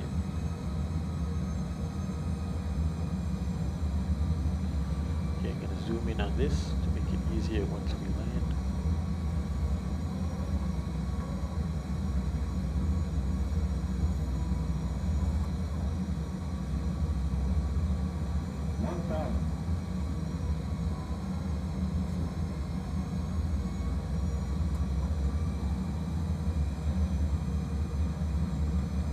Okay, autopilot disconnect.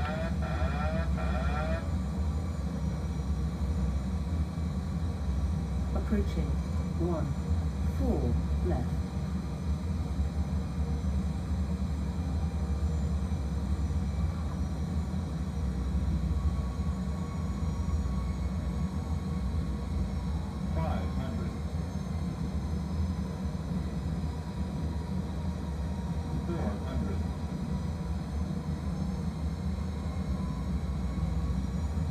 Approaching minimums.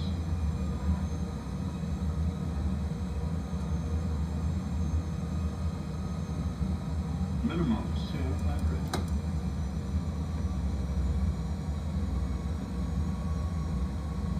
$100. 50, 40, 30, 20, 10.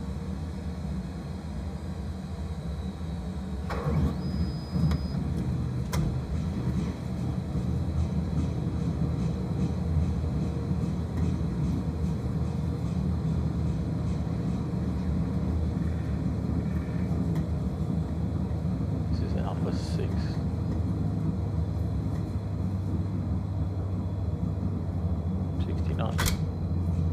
Approaching 3, 2. Ladies and gentlemen, it will take the captain a few moments to taxi to the gate, and we ask that you Okay, remain Alpha 7. seated with your Yes, we seatbelt could have done securely Alpha 6. fastened until the seatbelt sign has been turned off and the aircraft comes to a complete stop at the gate. That will be the only indication that it is safe to get up and move about the cabin. We also ask that you keep the aisle clear of any hand luggage. This is the termination of our flight, so we ask that you check the seatback pockets and overhead lockers for any articles you may have brought with you. Extra care should be taken when opening overhead lockers, as some items may have shifted There's during the our flight. KLIA On behalf of the deck captain and his crew, viewing we would like area. to thank you for flying with us and wish you all a That pleasant is no stay. longer a Thank viewing you. area. Look for traffic. Malaysian 838 is vacated, 14 left at Alpha 7. Okay, so let's think about this now. We're just going on Fox, correct? So it's going to require a right turn, which is right over here, I believe. Yeah.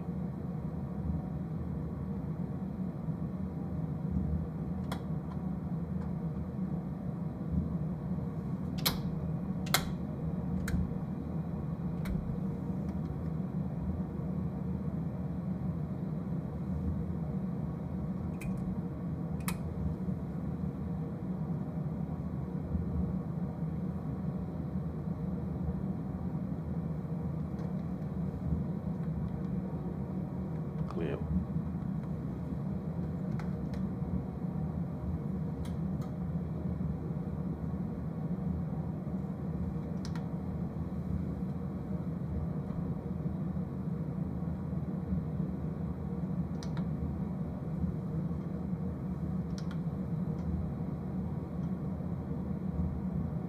Oh, I missed it.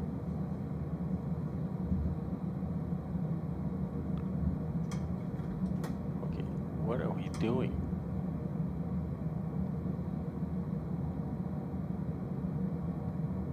Okay, let's try and see if we can go right here.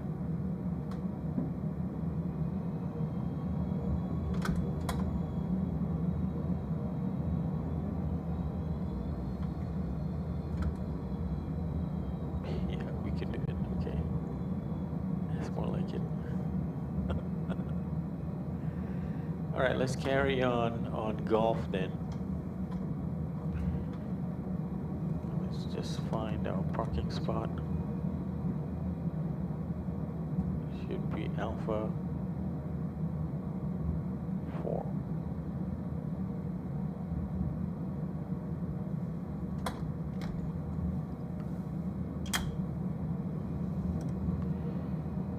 Lumpur traffic, Malaysian 838 taxiing via Golf, Foxtrot 5, Tango 5 to Parking Bay Alpha 4. Lumpur traffic. How did I mess that up so bad? I need some air traffic controllers.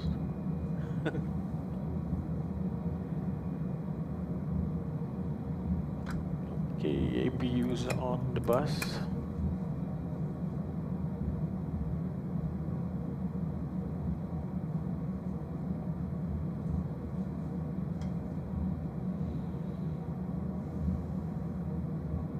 And they have trains here. There's one train that's coming down and going to go under the taxiways here to the satellite terminal, but we don't. They're not used anymore. As a cost-cutting measure, they stopped using the trains. There's another train coming down.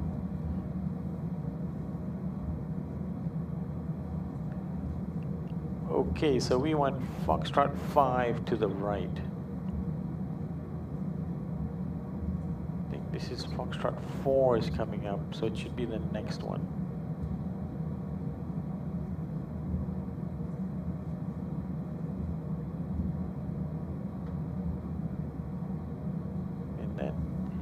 Is the Bunga Raya terminal for VIPs. You can just see it to the right side of the center pillar.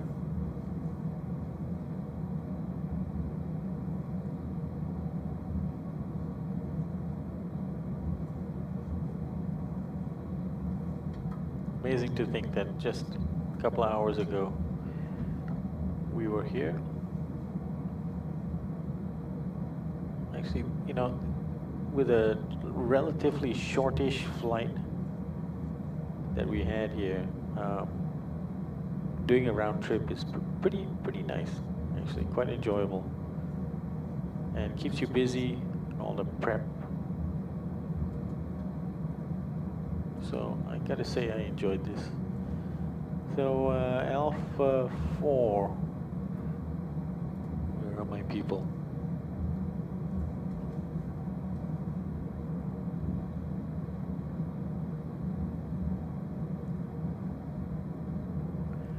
Okay, so it's going to be labeled, but it looks like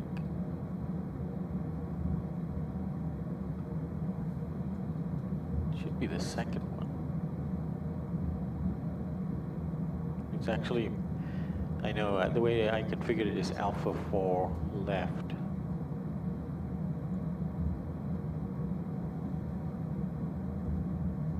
Yes, Alpha 4.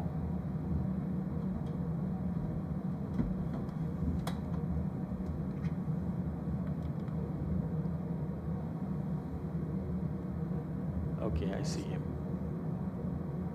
I'm looking left.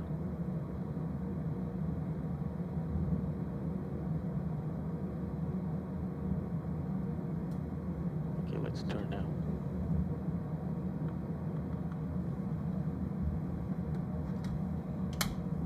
Taxi light off.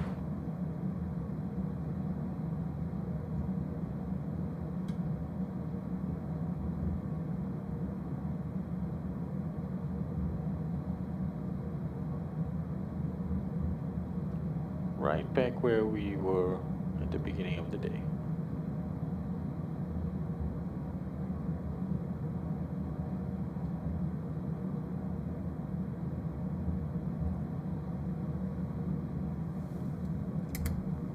APU bleed on.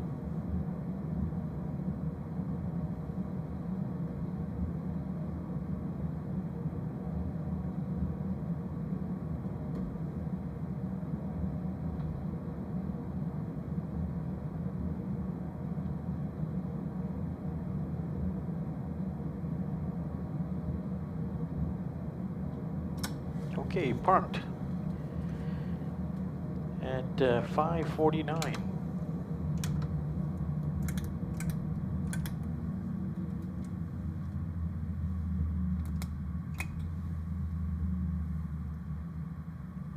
Ground power on.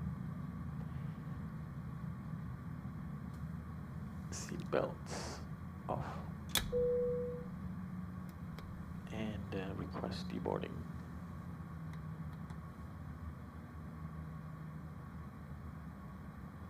The boarding requested. Welcome to Kuala Lumpur, folks.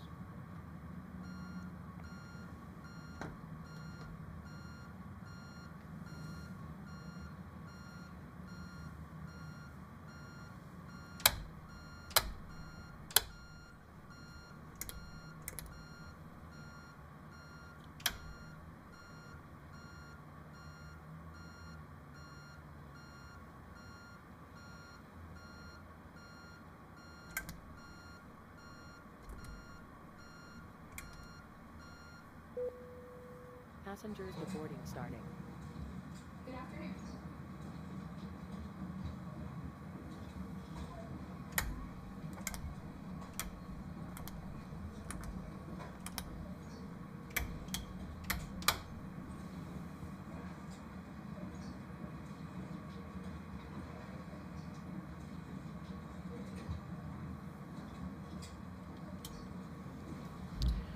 Okay, folks. Let's take a look at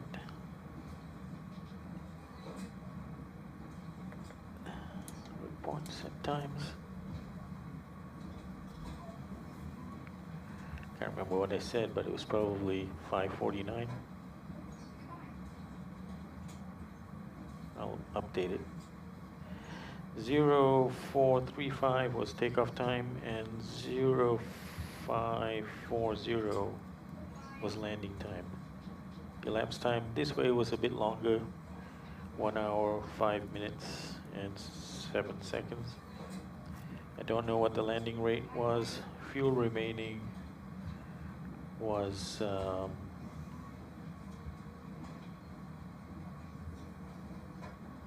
3.7 tons. Okay, guys, I guess that's kind of how you do it for a round trip with a transit. We could work out the time. We arrived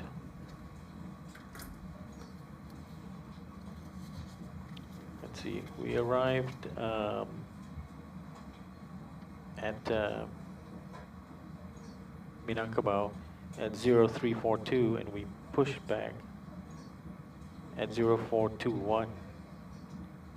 So literally it was 18 minutes plus 21 minutes, 38 minutes, 39 minutes, 40-minute turnaround. Pretty good. So we're here, back here, ahead of schedule. Let's see. Supposed to be 0609 and 0549 parked at the gate. Yeah. Not too shabby. Well, guys, I'm glad you could join me for this trip. And hope you join us on the next one. I'm not sure what that would be, but gotta do something. Hopefully with some air traffic control. That's what I'm looking for. It'll be a VATSIM event for the next one. So with that, I'm going to say ciao for now, and we'll catch you on the next one. Look out, I will probably post something on the community tab on my Facebook page, YouTube page. So ciao for now, and we'll catch you on the next one. Thanks for coming along.